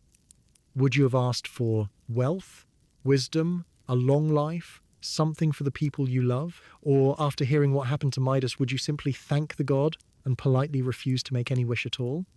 There is no correct answer. That is one of the reasons these stories remain so interesting. Ancient mythology gives us impossible situations and allows us to imagine our own decisions inside them. And if you have been traveling with me through our other journeys into Greek mythology, tell me which story has been your favorite so far, and most importantly, which one you would like to hear next. There are still countless roads waiting for us across the ancient world. We could follow another king whose greatest desire becomes his downfall. We could travel beside a hero attempting an impossible journey. We could descend once more toward the underworld, climb toward Olympus, sail across dangerous seas, enter another ancient labyrinth, meet forgotten gods, or uncover the complete story behind another famous name that most people recognize without ever hearing the myth from beginning to end. Your suggestions genuinely help decide where these quiet journeys travel next, but there is no need to think about the next journey tonight. Tonight belongs to Midas, and his story is finished now. The wish has been undone. The golden touch is gone. The river has carried it away. Apollo's contest is over. Pan's pipes have grown quiet. The barber has returned home. The reeds can whisper to themselves beneath the stars. There are no more decisions for Midas to make tonight, and no more lessons he needs to learn. Imagine ancient Phrygia slowly becoming still around us. The last light has disappeared behind the hills. The Pactolus moves quietly through the darkness. Moonlight rests upon its surface. Somewhere beneath the water are tiny grains of gold. But nobody needs to search for them tonight. They can remain exactly where they are. Farther away, the great hills around Gordion stand beneath the stars. Fires inside the settlement slowly disappear as families go to sleep. Animals settle, roads empty, the palace becomes quiet. And somewhere inside, King Midas rests without treasure piled around him, without fear of what his hands might transform, without worrying about whether someone has discovered the secret beneath his head covering. Everything he spent so long trying to control can simply exist without him for a few hours. The river does not need his attention. The kingdom can sleep. The treasury can remain closed. Tomorrow can arrive when it arrives. Perhaps before sleeping, Midas looks once more at his hands. Ordinary hands. Hands capable of holding bread, lifting water, touching a tree, carrying something fragile, or resting upon the shoulder of someone he loves without transforming them into anything else. Once he would have considered these hands powerless compared with the hands Dionysus gave him. Now perhaps he understands that their limitation is exactly what makes them useful. They cannot turn the world into gold, and therefore they can actually touch the world. Midas closes his eyes. Outside, the wind moves through the reeds. If they whisper his secret, he does not hear them. Or perhaps he hears and simply does not care. There is nothing left to hide. There is nothing left to prove. There is nothing else he needs to acquire before allowing the day to end. And perhaps that is the final treasure King Midas discovered. The quiet feeling of enough. So wherever you are listening from tonight, allow the ancient kingdom to fade slowly into the distance. Let the palace disappear. Let the river grow quieter. Let the golden branches become only memories. Let Dionysus and Silenus continue along their distant road. Let Apollo return to Olympus. Let Pan disappear into the hills with his pipes. Let the reeds move gently beneath the night wind. Nothing else needs to happen. You do not need to remember every name, every place, every version of the myth, or every piece of history we explored tonight. If you fell asleep somewhere along the way and woke again near the ending, that is perfectly fine. These stories will always be here another night. For now, let King Midas keep his ordinary hands. Let the bread remain bread. Let the water remain water. Let gold remain beneath the river. And let the ancient world become quiet. Thank you for spending another evening traveling with me through Greek mythology. Thank you for listening to the story of King Midas. from the wish that gave him everything he thought he wanted to the moment he finally understood what he truly needed. I hope you enjoyed tonight's journey, and wherever our next story takes us, I hope you will join me again. Until then, rest peacefully, allow everything else to wait until morning, and remember the lesson: Midas needed a miracle and a curse to discover. Sometimes having enough is a greater treasure than having everything. Good night, sleep peacefully, and sweet dreams.